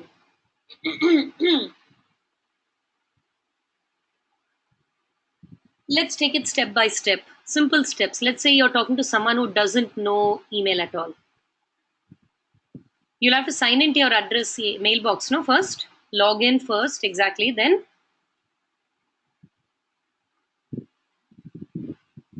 what do you do after that? You log in and immediately enter an email address on it. Compose. Go to the compose mail screen. What do you do there?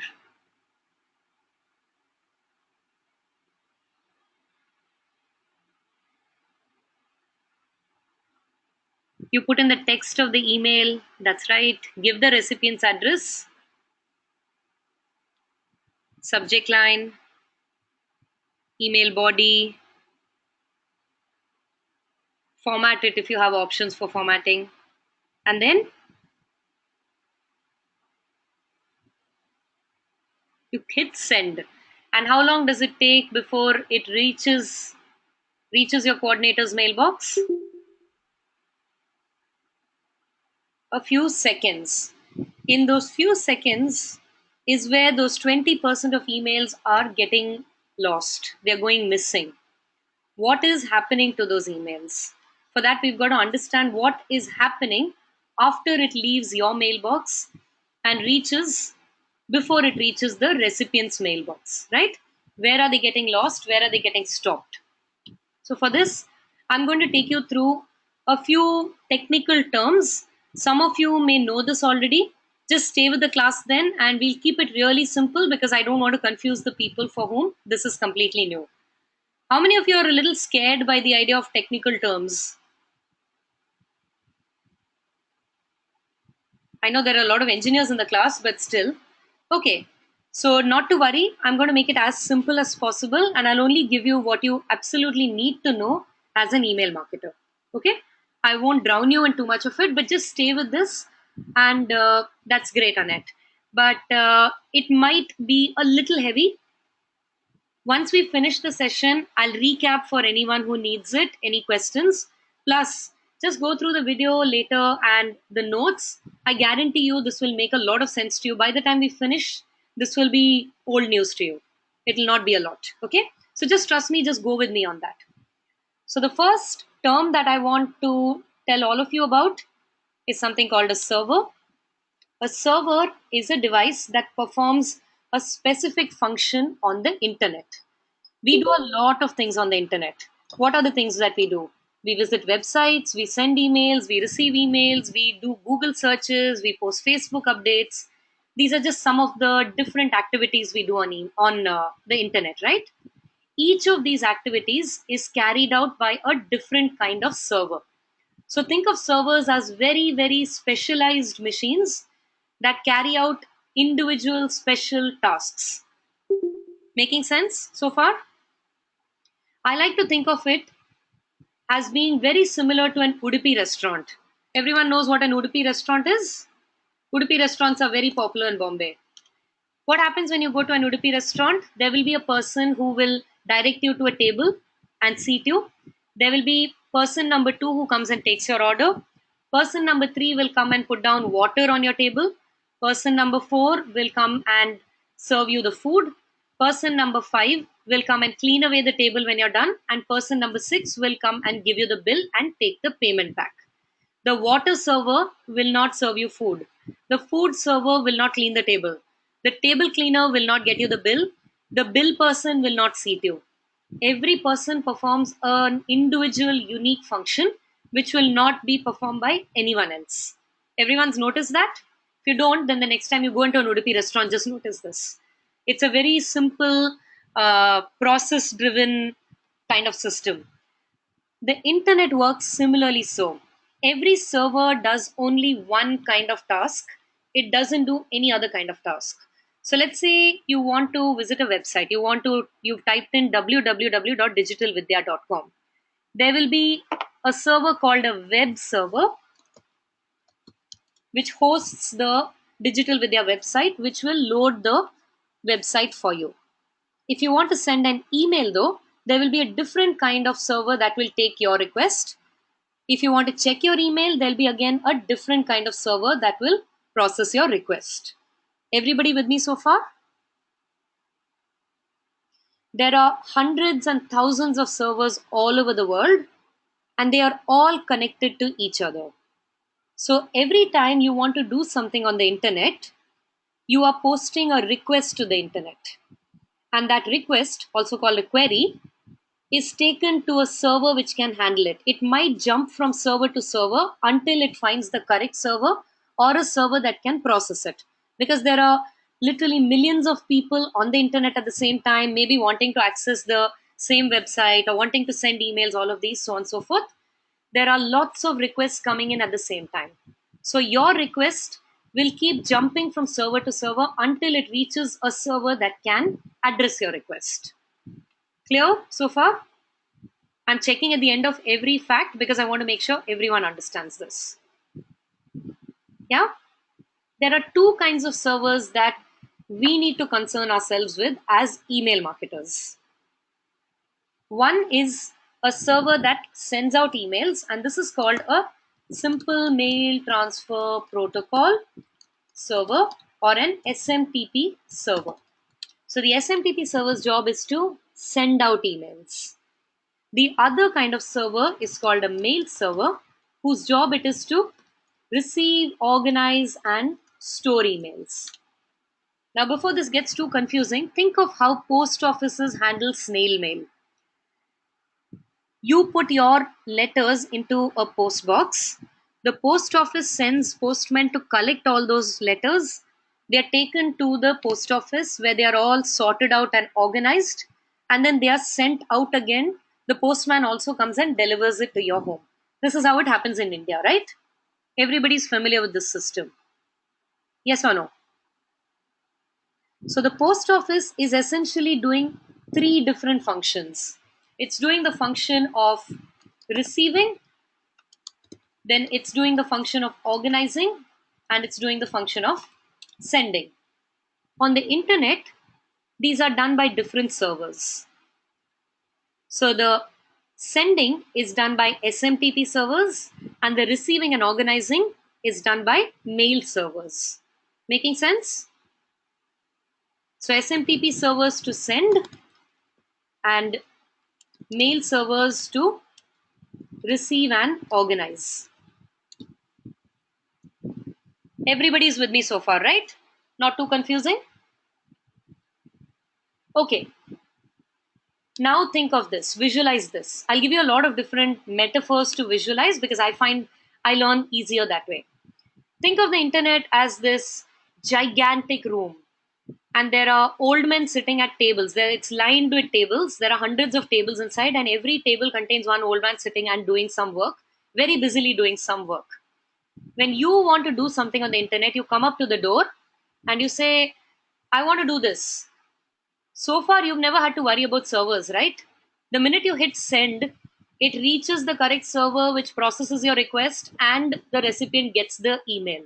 You've not had to worry about which server, how long it will take, so on and so forth. And all this is getting done in a matter of a few seconds.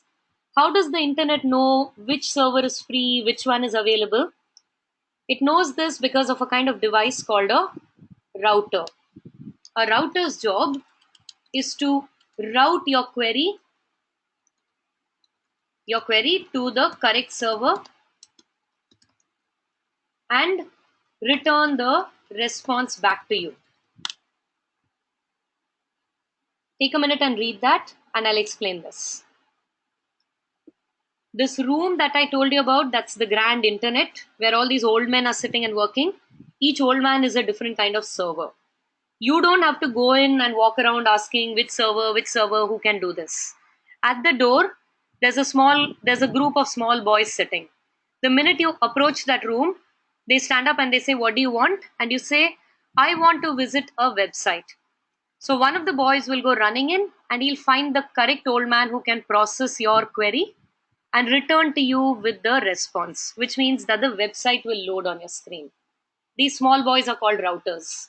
So routers are the devices, yes. It's only a metaphor. There are no real small boys and old men. It's a metaphor. Think of it that way. So routers are the devices that ensure that your query is reaching the correct server. The server does the work and returns the response back to you. If your query is to visit a website, so you're saying www.digitalvidya.com, you're telling the internet, my request is for this website to load. It's a router that takes your query to the correct server, which is the Digital Vidya web server, and returns with its response, which means it loads the website at your end. Making sense so far? Now, this only gets a little bit more complex when it comes to email, but I'll explain that process in a minute. Before we go there, there is one more term that I want all of you to understand, and that's something called IP address. Yes, a router is a device, Shanavas. IP address or Internet Protocol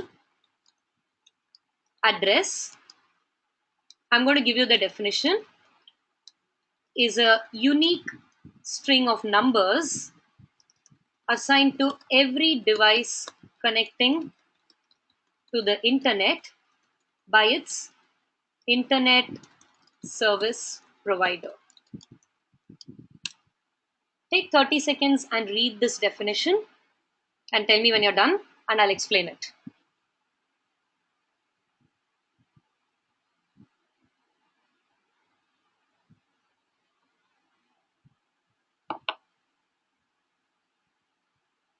Did everyone get that? Okay. It's not that complicated. Let's break this down, okay? First of all, do we know what internet service providers are? Your internet service provider is the company that provides internet to you. The company that you pay usually at the end of the month for internet services. I'm explaining it, Annette. No, wait. Let's go one step at a time, Shanavas. Do you know your internet service provider? You're all connected to the internet right now, right? Who are you paying for this internet connection? Let's have a few names.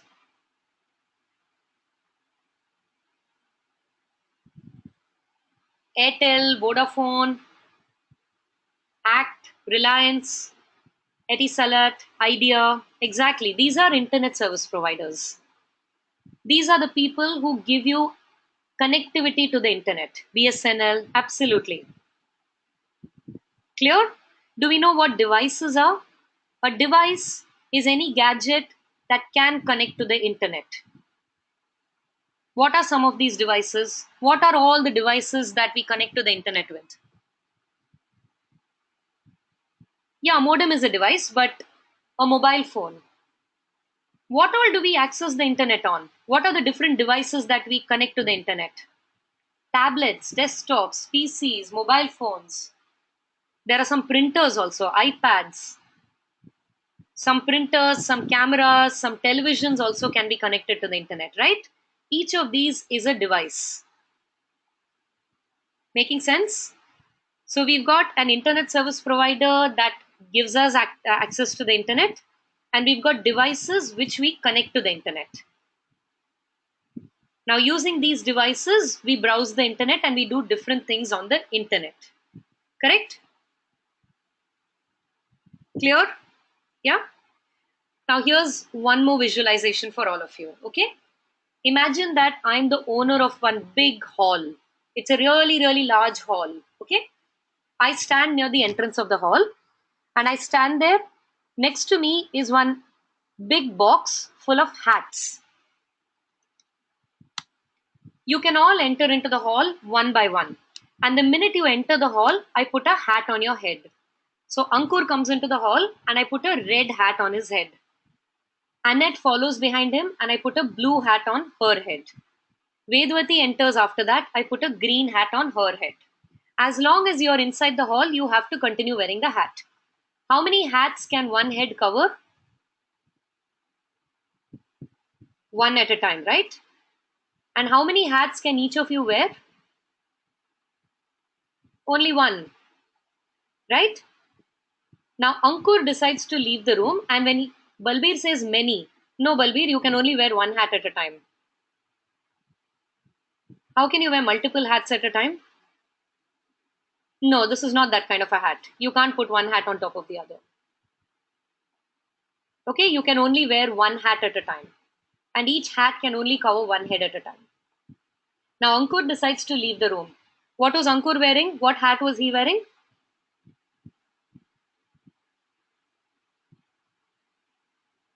He was wearing a red hat, right?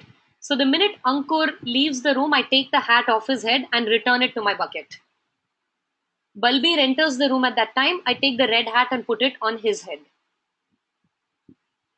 Did that visualization, was it clear to everyone? So the minute a person enters the room, I put a hat on their head. As long as they're walking around inside the room, they have to have that hat on their head. One person can wear only one hat at a time, and a hat can only sit on one person's head. The minute you leave the room, that hat is surrendered back to me, and I put it on the head of a person who's just coming in. People are constantly coming in and leaving the room. How does this apply to IP address? This is a metaphor. In this metaphor, I am the internet service provider. So I am Vodafone, Airtel, Idea, BSNL, whatever it is you're using to connect. This hall is access to the internet. So if you have to enter this hall, that means if you have to get connected, you need my permission to enter, right? When you enter, and you are a gadget, by the way, you're not a person, you're a gadget. So every gadget that is connecting to the internet or entering my hall is getting a hat. What are these hats? These hats are IP addresses. So internet service providers like me have a bank of such IP addresses.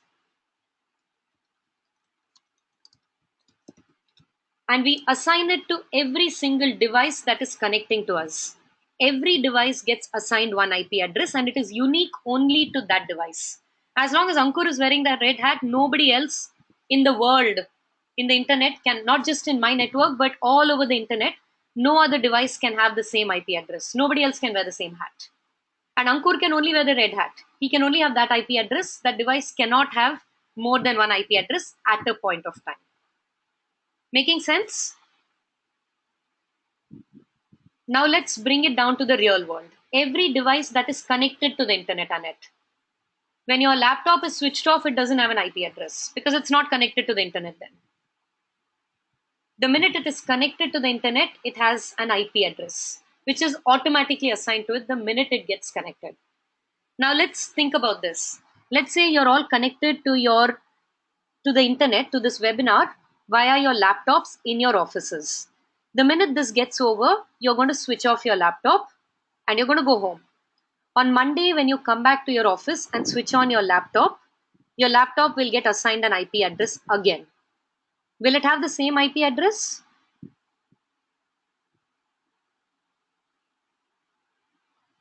So let's go back to that metaphor.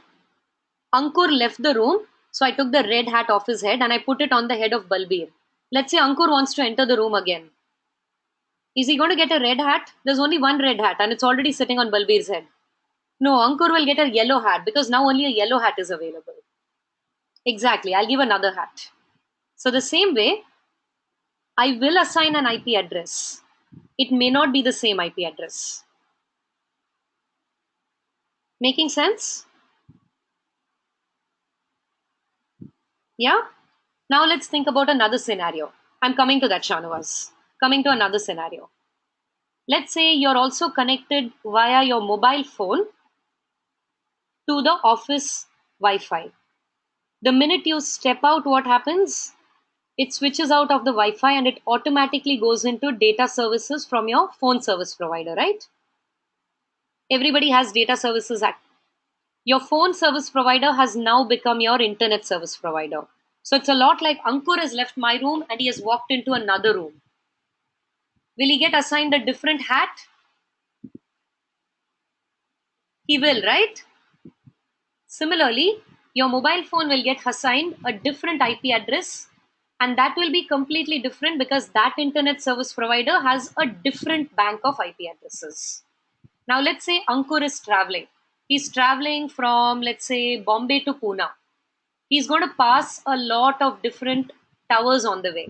Let's say he's on Vodafone. Is his IP address going to change? Before you answer, the answer is yes. His IP address most likely will change because IP address also switches by location. There are multiple towers, right? There are multiple circles also. Each circle, each tower will have its own bank of IP addresses. So even within the network when you're moving, now I told you about a room. That's a home Wi-Fi. But something like a much larger spread circle, like a telecom service provider like Vodafone or Airtel, you'll be moving. You're actually maybe even moving from circle to circle. So your IP address might change. So what are all the things IP address changes with? IP address changes with time and location, right? It will change your device also. Obviously, your mobile phone and your laptop will have different IP addresses, even if they're connected to the same internet service provider. Let's say you're walking in with your spouse. Your spouse and you will both get hats, but each of you will get a different hat. You're not going to get to share one hat. Clear? Everyone clear so far? This is what is called dynamic IP address because it's changing constantly. There will always be an IP address assigned, and as long as you're connected to the internet, you have that IP address and it is unique only to your device. But the minute you disconnect or move to a different location, the IP address will change. There is one kind of device whose IP address does not change. Any thoughts and why you think it may not change? Okay, why server? Why would a server's IP address not change?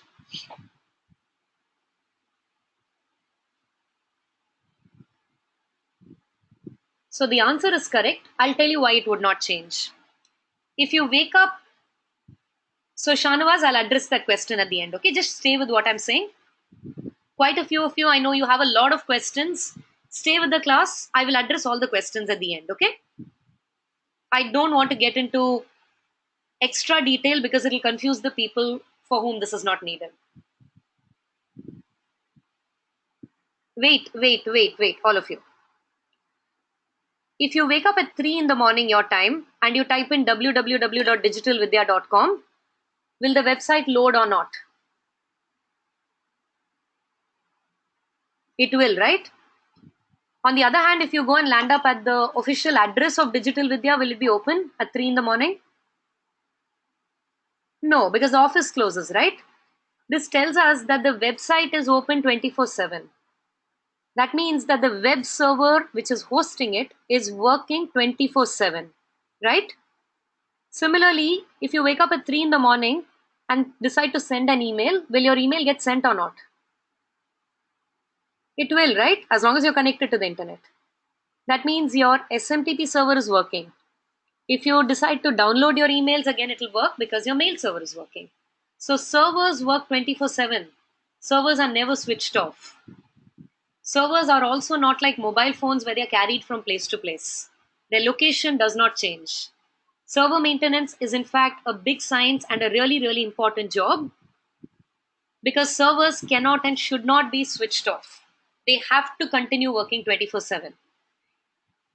Your bank may send you a message once in a month saying, due to server maintenance, we are going to switch off our servers for 1 hour. And they usually do that at something like 3 in the morning, 2 in the morning, when they know most people will not need the server. How many of you have seen messages or mails like that? My bank usually does that once a month, right? Because it's a very, it's it's not usually done, but they need to do it maybe once a month. So they do it when there are not likely to be too many requests. But otherwise, for all purposes, servers are not switched off. If they're not switched off and they're not moved, how will their IP address change? It's going to stay the same, right? So a server has what is called a static IP address because it does not change. Clear? Was that clear? Okay. So now that you understand the basics of how email works, let's put all of these together, shall we? And see what is happening at the back end the minute you hit send. You know what servers are, you know SMTP and mail server, you know routers, and you know IP address. Let's look at how these all fall together. I'm going to come out of this for a minute. Let's map the path that your email takes. So what did you tell me? You said that you will compose your email, log in, compose your email, put in a subject line, type in the recipient's email address and hit send, right? These are all the things that you're doing in your mailbox. What happens the minute you hit send?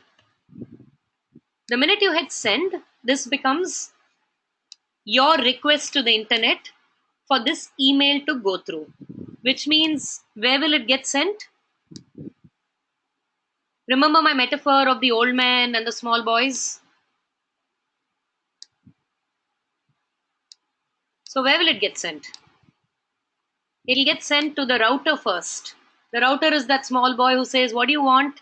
And I will say, I want an email to be sent.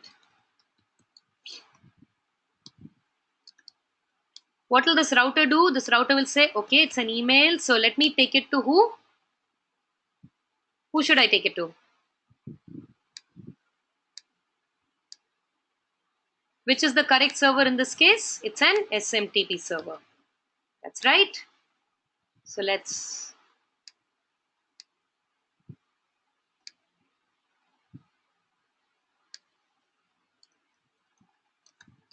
now what will the SMTP server do? It will say this email has to be sent.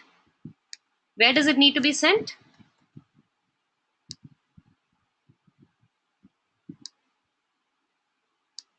Where does it need to be sent?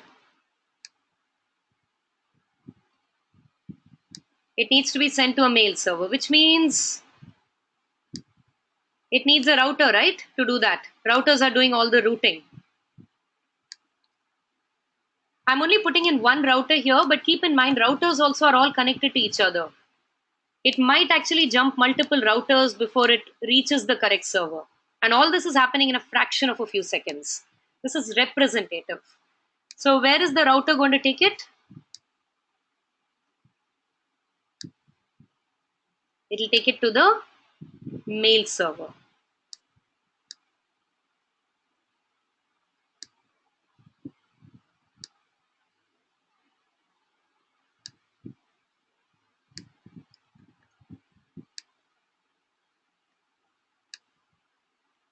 In this case, you're mailing your coordinator, so it will take it to the digital with your mail server, right?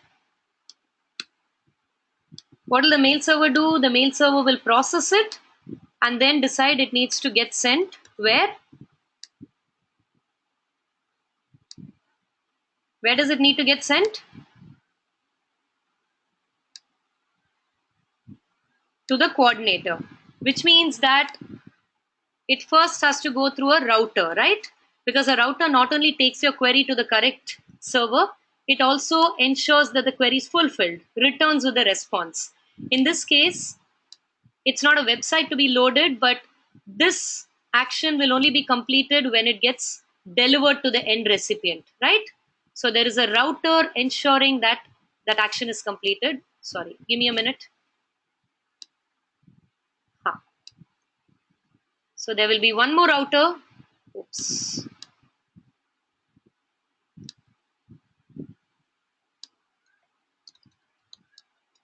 At, let's say, Ajay's end. Ajay is my coordinator. And what will this router do now?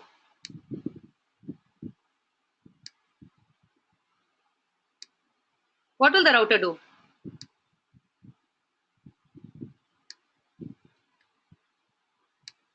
We'll send it to the recipient's mailbox, Ajay's mailbox, right?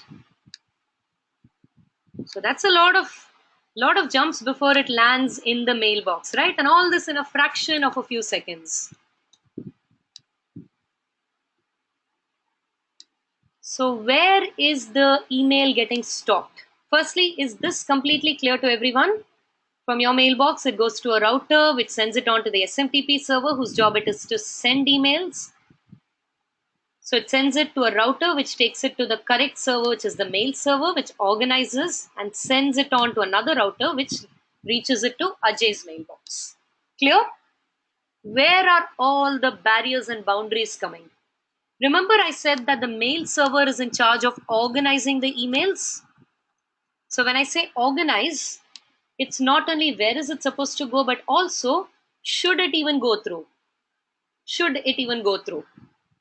Because remember all the spoofing, phishing, all that? Somewhere the check has to be done that this email is not one of those. And the mail server is actually an entry point into an entire network. The mail server is a lot like a major city's airport. Why are airports such high security areas? Because terrorists could come in and out of the city through airports.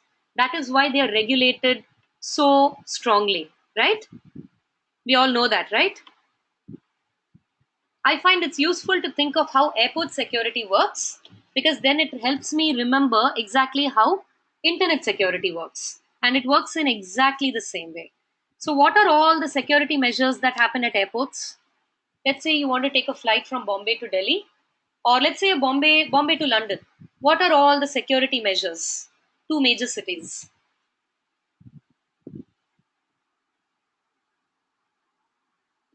You straight away go to check in, Balbir.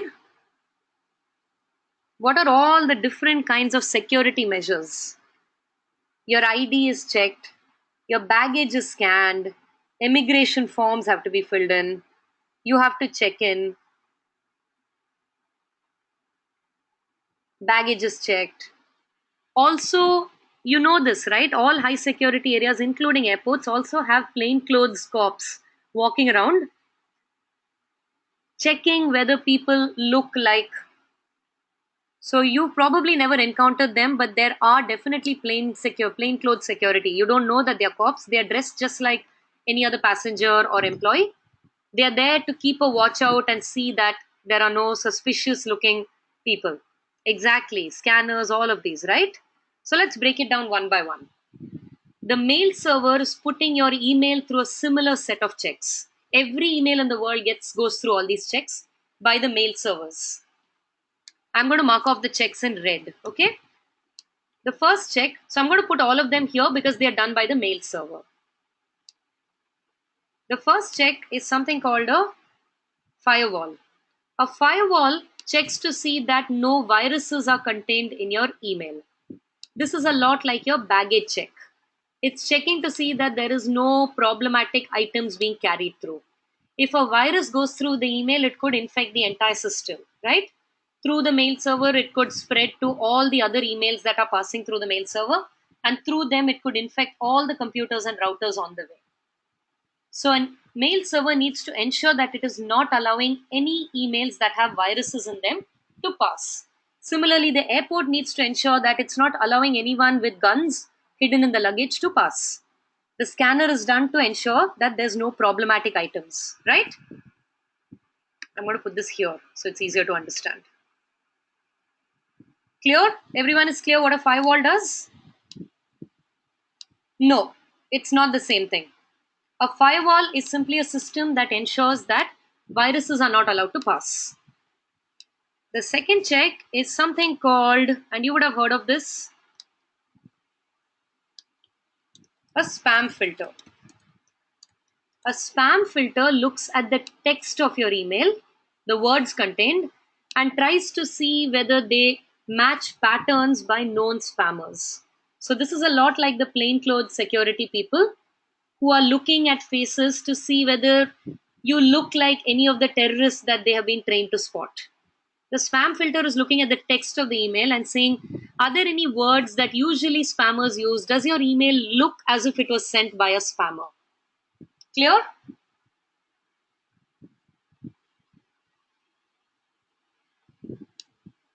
There's one more check, which is called the reputation check. If you have ever committed any major crime, if you have ever been in jail, then every time you try and pass an airport, you will be checked and frisked a lot more than other people because you have a history, a criminal record. Similarly, the reputation check is looking at what is the sender's history as an email sender. Your history as a sender of emails. I'll explain this in a little more detail, but your reputation check is looking to see whether you have a reputation in the past as a spammer. Clear? Yes or no? Are we clear so far? Yes. These are all happening, these are all checks done by the mail server before it is allowed to pass. There's one more check, which is the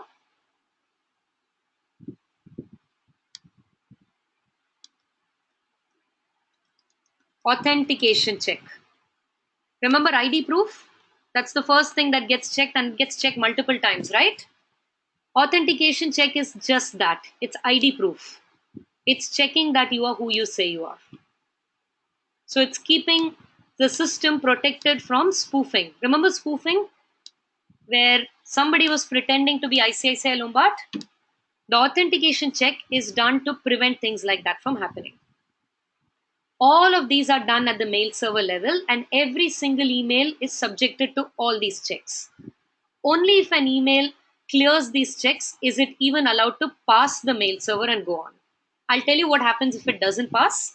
But assuming that your email has passed all these checks, it has passed all of them, it gets sent on to the router. The mail server says, okay, you may enter. It gets sent on to the router sends it to Ajay's mailbox. Ajay's mailbox has one more security measure at its own end. And this is something called a spam filter. Why is there one more spam filter here? This spam filter is based on Ajay's own definition of spam. So when you see an email in your mailbox that looks like spam, what do? You mark it as spam, right? And if that sender sends you more emails in the future, all of them will land in the spam folder, right? This is that spam filter which is learning from you, your individual preferences. Now, you may consider something spam and 20 other people will not consider it spam. But your mailbox gives you the option to filter it accordingly. And that is what this spam filter does. This spam filter is under your control. This spam filter is managed by the server administrator. And this one looks at patterns with known spammers, whereas this spam filter looks at what is your pattern. What do you consider spam? Was that clear? Every time you see an email, Balbir, you'll see that there is a mark as spam option in your mailbox. Yeah? So every single email that's coming into your mailbox has passed 5 different checks. Those 20% of emails that do not reach the mailbox have failed one of these checks along the way. Can you see that? Is that clear to everyone? I'm going to come back to the presentation. And here's the same schematic again. Take a look through it again. Your email client sends it on to a router, which sends it on to an SMTP server, which passes it on to one more router, which then passes it on to the mail server, which puts it through a firewall to check for viruses, spam filter to check for patterns matching known spammers, reputation check, which looks at your background history as a sender of emails, authentication check to ensure that you are who you say you are. Only if all this is cleared does it get sent on to the router, which sends it on to the mailbox, which could be accessed through any one of these technologies. And there is a spam filter that works across all of these. Everyone clear on this? I'll address extra questions, but so far everybody's clear? Okay. I'm going to tell you one more thing before I give you a video to watch. What happens if your email fails any one of these checks? Here's what happens. When the email fails one of these checks, it gets rejected by the mail server. It's set to bounce. It's not allowed to go any further. So it will not even touch the second router, the third router. So from here, it is bounced back to the SMTP server. It's not allowed to go further, so it will not even touch the router, let alone the recipient's mailbox. All of you have heard the term bounce before? Let's look at what this bounce means. There are very specific reasons an email bounces, and you have to try and ensure that your emails do not bounce. You can do that if you understand what are these reasons an email bounces. There are two kinds of bounces. The first one is called a soft bounce. A soft bounce happens when a recipient's mailbox is full. So this is when you call your friend and say, please check your email, please empty your email, because your mailbox is bouncing back emails. Or if your email message is too large. This would happen if you maybe send an email with 50 GB of attachments. Will it go through 50 GB of attachments? No, right? It will bounce. In a few rare cases, if the mail server is not working, and that's very rare because servers work 24/7, the email may soft bounce again. What happens during a soft bounce? It will get sent back to the SMTP server, which will try to send it again.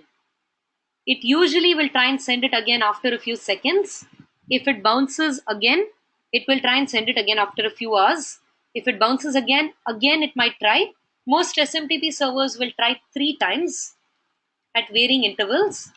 If it still doesn't go through, it will send you, the sender, a notification saying could not be delivered. Has anyone seen an email saying could not be delivered?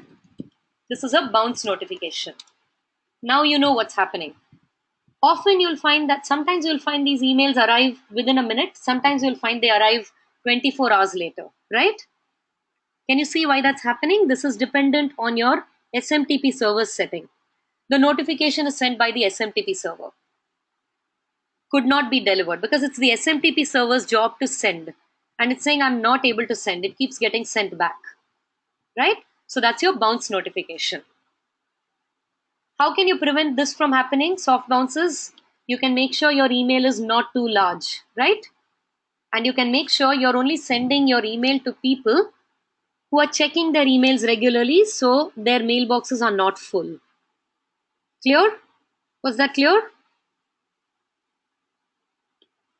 The other kind of bounce is something serious. A hard bounce happens when the recipient's mail address is invalid. What happens when you quit a company and leave? Your email address is deactivated, right? Your official email address is deactivated. So if someone tries to mail you 2 years later, what's going to happen? That email will hard bounce. It will not be delivered because that email address does not exist anymore. If a domain name doesn't exist, let's say your company's name has changed. That means your email address, the domain name will also change. Let's say you've changed your domain name. Let's say your company name is Jasmine Rose. And let's say my email address is Ramya Pandyan at jasminerose.com. And a few years later, I sell off my company. And now the company is now called Rose Jasmine. So if you mail Ramya Pandyan at jasminerose.com, it will not get delivered because the domain name jasminerose.com does not exist anymore. It will hard bounce. What is happening if an email is getting rejected by a firewall?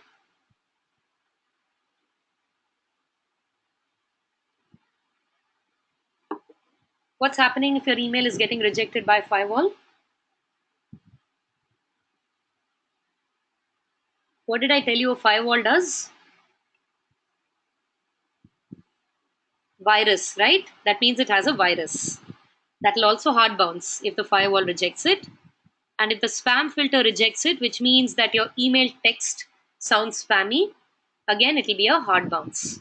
In the case of hard bounces, the SMTP server will not try again. Clear?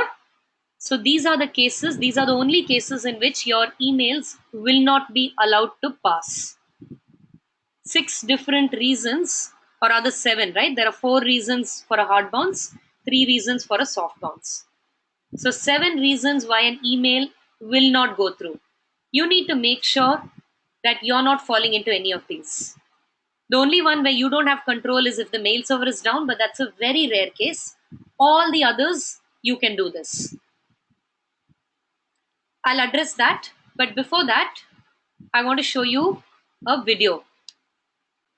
So please go ahead and watch this video and come back and tell me when you're done. You going to that all-day meeting tomorrow? I'll be on vacation from Tuesday, June 27th until 2.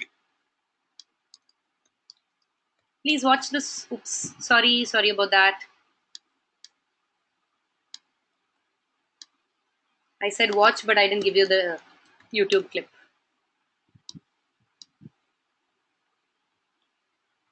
Come back and tell me when you're done.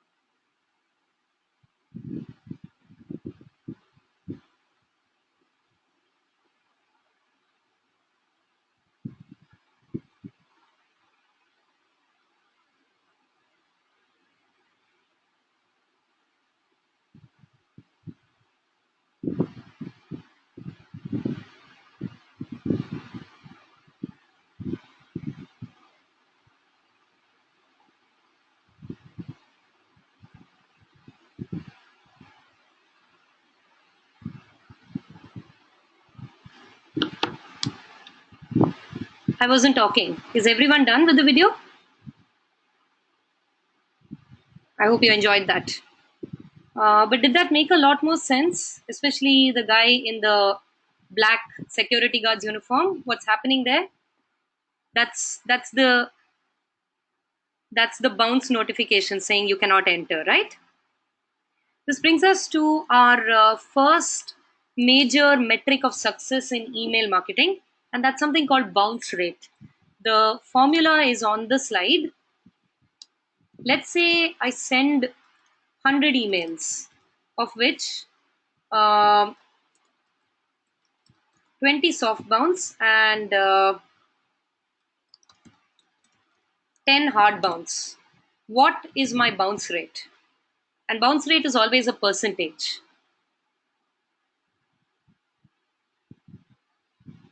It's a percentage, so it'll be 30%, right?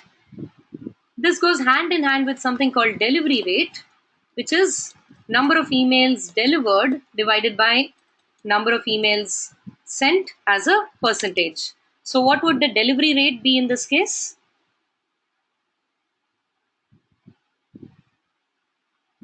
Not 70. No, it'll not be 70. It'll be 70%. There's a difference between 70 and 70%. No? Let's not make that mistake. It's mathematical. 70%, right? So, this is your first metric of measuring email marketing success. What is the ideal bounce rate? What do you think is the ideal bounce rate that you should be aspiring to? 3%. Why 3%, Anaga? Would you want 3 of every 100 emails to bounce? 0, right? It's 0. You don't want any email to bounce, right? So 0% is your ideal and 100% delivery is what you have to work towards.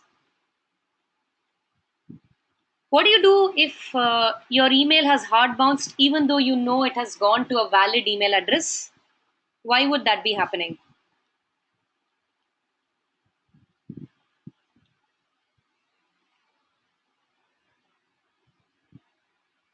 Why do you think that would be happening? No, the full mailbox would cause a soft bounce. That's fine, Anaga. So, what are all the reasons a hard bounce happens? No, I've already given you the reasons. No, the domain name has not changed. It's a valid address. The spam filter not at the receiver's end. So, Deepak, read the answer. I've given you answer to your question while you were typing, while you were watching the video. It's either the firewall or the spam filter at the mail server end which has rejected it, right? That means either there is a virus or the content of the email is very spammy. What can you do to address that? What you need to do is if there were attachments in it, try and send the email again without the attachments. If it goes through, it means that the attachment contained a virus. If it still does not go through, it means that the content of your email needs to be changed because there's some word or phrase in there which makes you sound like a spammer. Clear? So, this is how you use the statistics to improve your strategy. Now, when you're working through, let's say you have, in this example that I gave you, 20 of your emails soft bounced and 10 of them hard bounced. The 10 that hard bounced, assume that they happened because of invalid email addresses. What will you do? You'll go and correct them or delete them, right, from your database, which makes sense if there's only 10 addresses. But when you're using a database as big as, say, 50,000, 10% of that will be 5,000 addresses. It may not be possible for you to go and manually delete all those addresses. In which case, you can use a tool called a bounce handler. A bounce handler is a tool that will track which addresses frequently bounce back your emails and help you delete those from your database. Delete or at least manage them, maybe set them aside from your database. If you're using MailChimp, it comes with an inbuilt bounce handler. MailChimp will actually even tell you that these addresses keep bouncing back your emails. Do you want to remove them from your database? Lots of good things that MailChimp does. It's more than just creating content. Clear? Now, what happens if your emails bounce a lot? If they keep bouncing, Remember, I said that the mail servers all talk to each other, they're all connected. Also, the internet remembers. If your emails bounce a lot, then you might get put on something called a blacklist.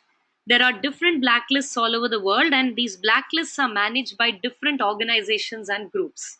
A blacklist is a list of addresses and senders whose emails frequently bounce. And why is a blacklist bad? Because the reputation check done by the mail server, every reputation check includes referencing a blacklist, at least one blacklist. So if that mail server that you're sending it to happens to find your IP address or your email address on the blacklist, it will automatically reject because your reputation check, your email has failed the reputation check. This is why you need to make sure that your reputation is really good and you're not making any of those mistakes, because your emails bounce this time, the next time even more of them will bounce because your reputation was bad from this time's actions. There are also something called spam traps. Spam traps are used to catch senders who send unsolicited emails. That means emails that have not taken your permission to send. Non opted in databases and badly managed databases. That means people who unsubscribed are still getting emails. How does a spam trap work? Is everyone familiar with mouse traps? You would have seen them in Tom and Jerry cartoons. It looks something like this, right? A mouse trap just has a piece of cheese to lure the mouse in, its bait, and then it catches them, right? Anything or anyone that comes into the trap is considered to be a mouse. Spam trap works very similarly. How does a spam trap work? A spam trap is an email address that is not used to send or receive emails. If I'm not using this email to send out emails, that means this email address is not registered in anyone else's contact list. If I don't use it to receive emails, that means I should not be receiving emails, right? Yes, I'm not gotten there yet, Sumit. So, if I have an email address which I do not use to send or receive emails, and I log into it one day and I find 10 emails in it already, what does that mean?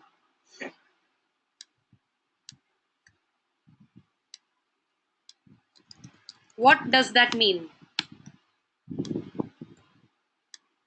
It means these are spammers, right? They can automatically be distinguished as spammers because I did not give them permission to mail me. If I have an email address that is not used to send or receive emails, but I log in and I find 10 emails in it, Shanavas, what does it mean?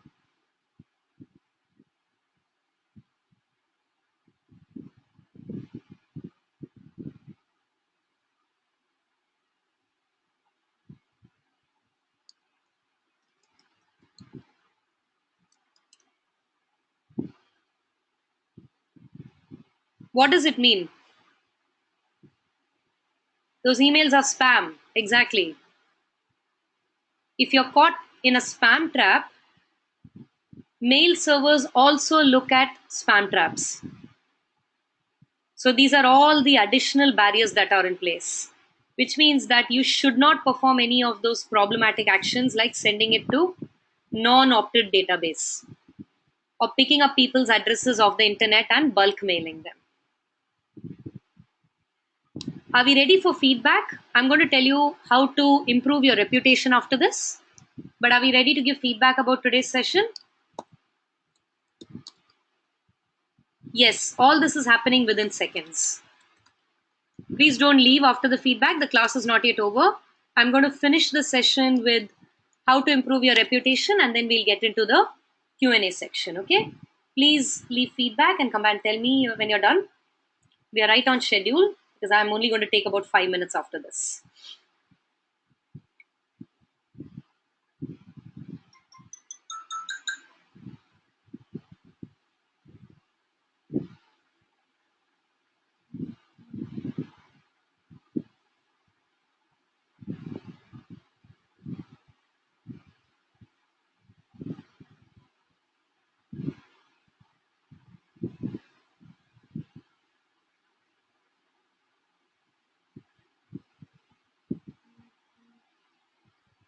Thank you.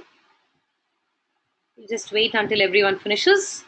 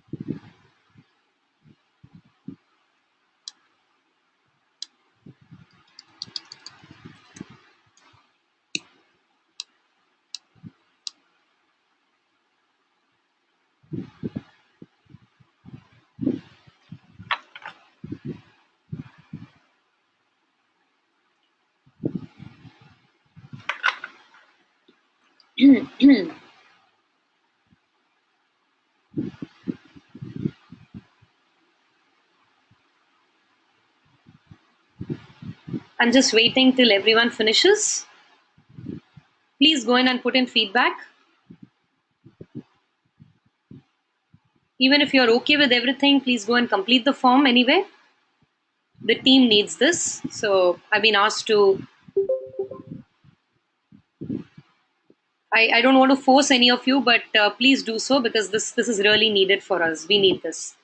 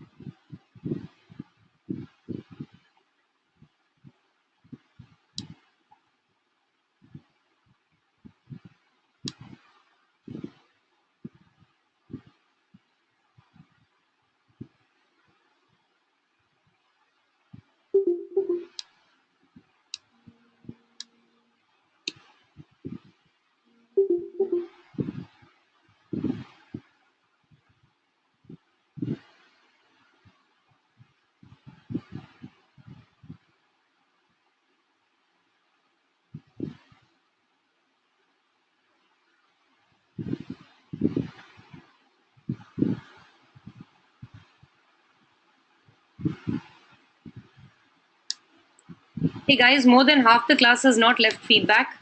I can't go ahead. I can't proceed until you do so. This is a requirement from Digital Vidya, so please go and finish the form. It's not going to take you that long. It won't take more than a minute.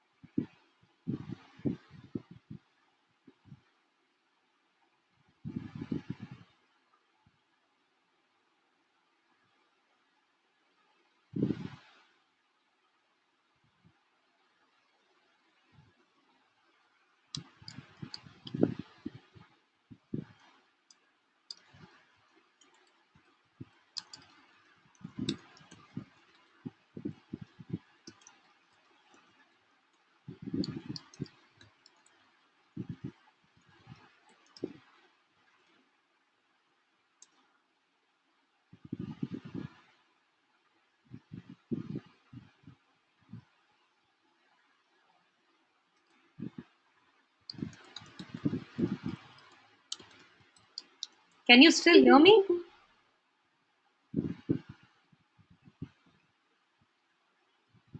Okay, all right. I think probably my connection fluctuated in between. Sorry about that. Just give me a minute. I'm just going to check again. Okay, no, my apologies. I think my connection fluctuated in between. I didn't see all these messages. Sorry about that. Okay, can all of you hear me clearly?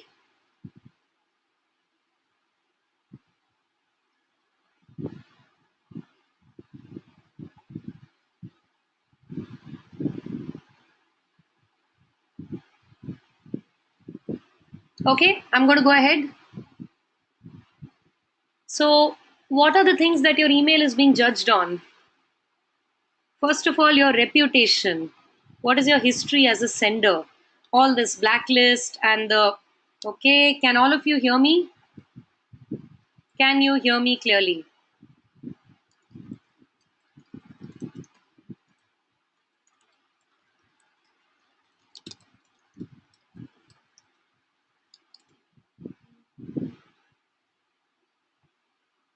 Your reputation as a sender of emails is being assessed by. Okay, Sumit,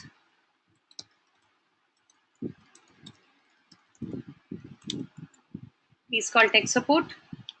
Okay, your reputation as a sender of email is being assessed by a bunch of these other things, such as your blacklist, the spam folder, the spam traps, all of these. In addition to this, there's the authentication check, which is, are you who you say you are? And there's content. So the spam filter, firewall, all of that is checking your email itself and seeing whether it's worthy of passing. Content is important enough for us to have 1.5 sessions on it. So we're going to be addressing this in a lot of detail. How you can make sure not to be spammy, how to make it relevant, all of this next time. Authentication is not something you can do anything about. It's your ID proof, just like you can't do anything about how your passport photo looks. As long as you have the passport, it's okay, you'll be allowed to enter. But your reputation is definitely something you can control, do something about. So, what is your reputation check based itself on? It looks at your track record of high email volumes, complaints of spam against you, if you're on any blacklist, unsubscription rates, because that means your emails are not relevant to the recipients, spam trap catches, user engagement stats are whether people are finding your emails interesting enough to open and engage with. How do you improve your reputation? And before that, your authentication check is verifying your IP address and confirming that you're an authorized sender, ensuring that your email has not been changed in transit. So, this actually protects all of us. It protects us from being mistaken for someone else. It protects the recipient from having someone else email them on our behalf, right? So authentication check protects all of us from email spoofing. And the content, the mail server looks at the size of the email, the volume of emails, malicious attachments like viruses, spam words and phrases, and the links to word count ratio. Keep in mind that if you send an email that only contains a link, it will most certainly get seen as spam and get pushed to the spam folder or even bounced. So if you can have even up to 100 links in an email if you want, but make sure that there are more words, because if you only put in links, it makes it look like you're a spammer. Let's do a quick exercise to ensure that all of you have gotten this. This email landed in my spam folder. Why do you think it landed in spam?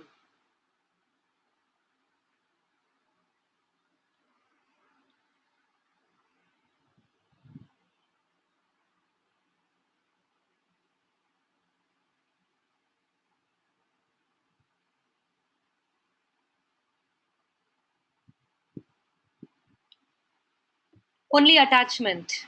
Absolutely. Subject line in caps by itself will probably not this. No, it will not be a firewall, Sumit. Where does a firewall happen? It happens at the mail server level. You'll notice this one says spam, which means this landed at the into my mailbox in the spam folder. So it's most likely there because it only contains an attachment which probably has some kind of malicious content in it, right? No body copy, like Balbir says. Here's another one. Why did this email go in spam?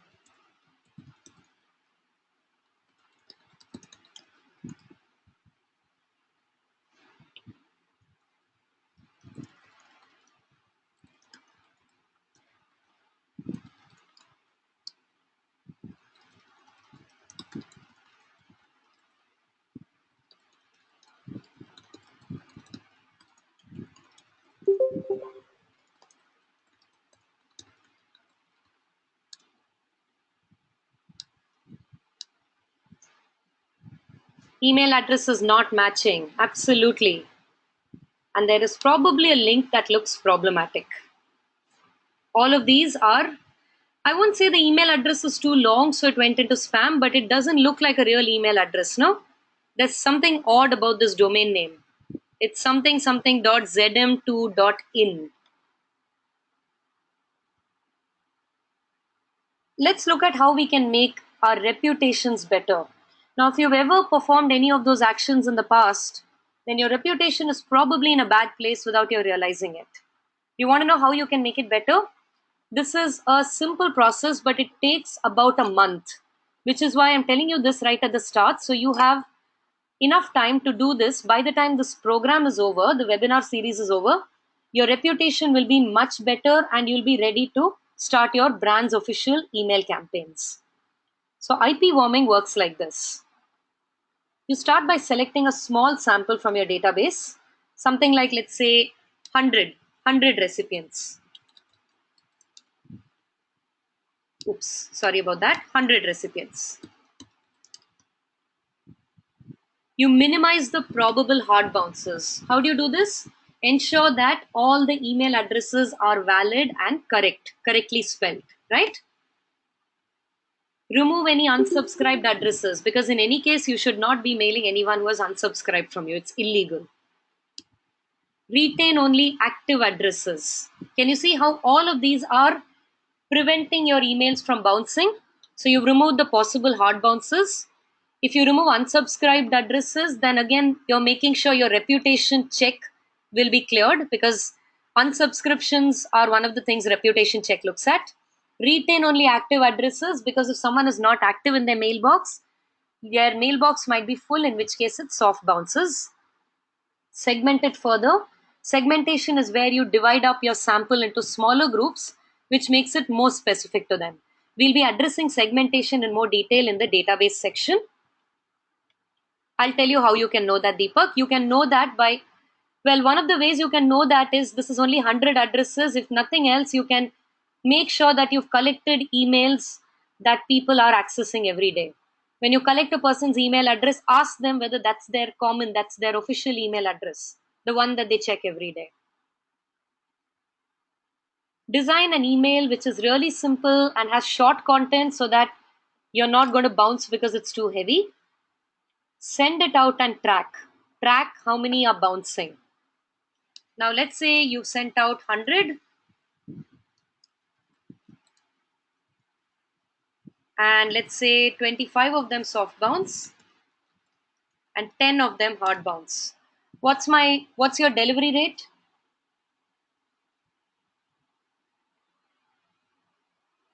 65%, right? And what's your bounce rate? That's correct. 65% and bounce rate is 35%.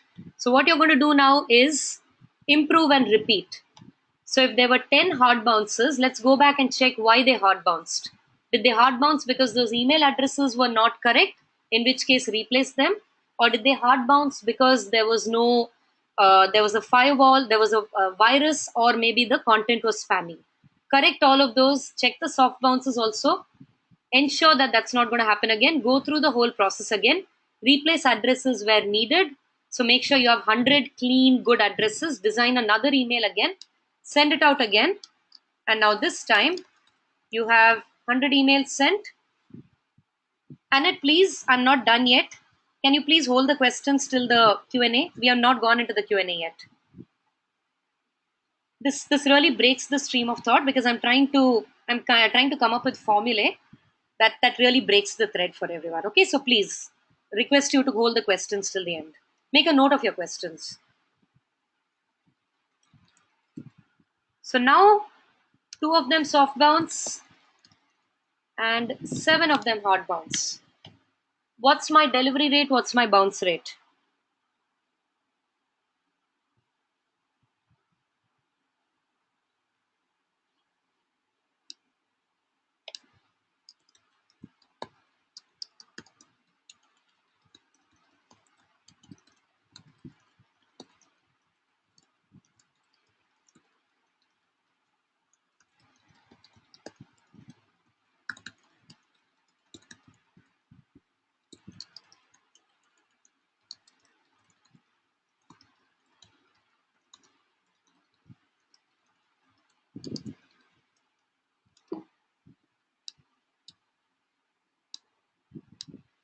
%9.8%. Where do you get a fraction percentage from, Purnima? It's 91% and 9%, right? 91% is delivery, 9% is the bounce rate. I'm going to go back and improve this again, do all those steps, and this time I send out 100.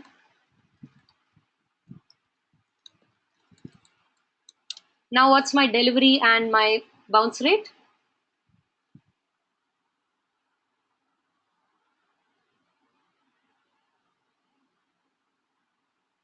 %98 and 2%. Are you noticing what's happening? Is my bounce rate improving? Bounce rate and delivery rate are improving, right? Delivery rate is getting closer to 100%, bounce rate is getting closer to 2%. Now what's happening at the mail server each time? The mail server is looking at my history as a sender of emails. It's also noticing that it is improving over time with each sending, which means that it's going to become more and more conducive to me, which means that my reputation is improving over time. Can you imagine what will happen if you do this over the course of a month? Maybe do this entire process every alternate day. If you do this even 15 times, even 10 times, your reputation will be much better. Because at the end of a month, when you send it out, the mail server will see the last 10 times that you sent out and how it has improved. The last 10 times when you sent out emails and how it has only improved over time. So that's IP warming. It's a fairly simple process. Email marketing is a lot like this. It's very simple but quite time consuming. So, my suggestion is you start IP warming right away so that by the end of the month, you'll be in a good place to start sending out email campaigns. And that brings us to the end of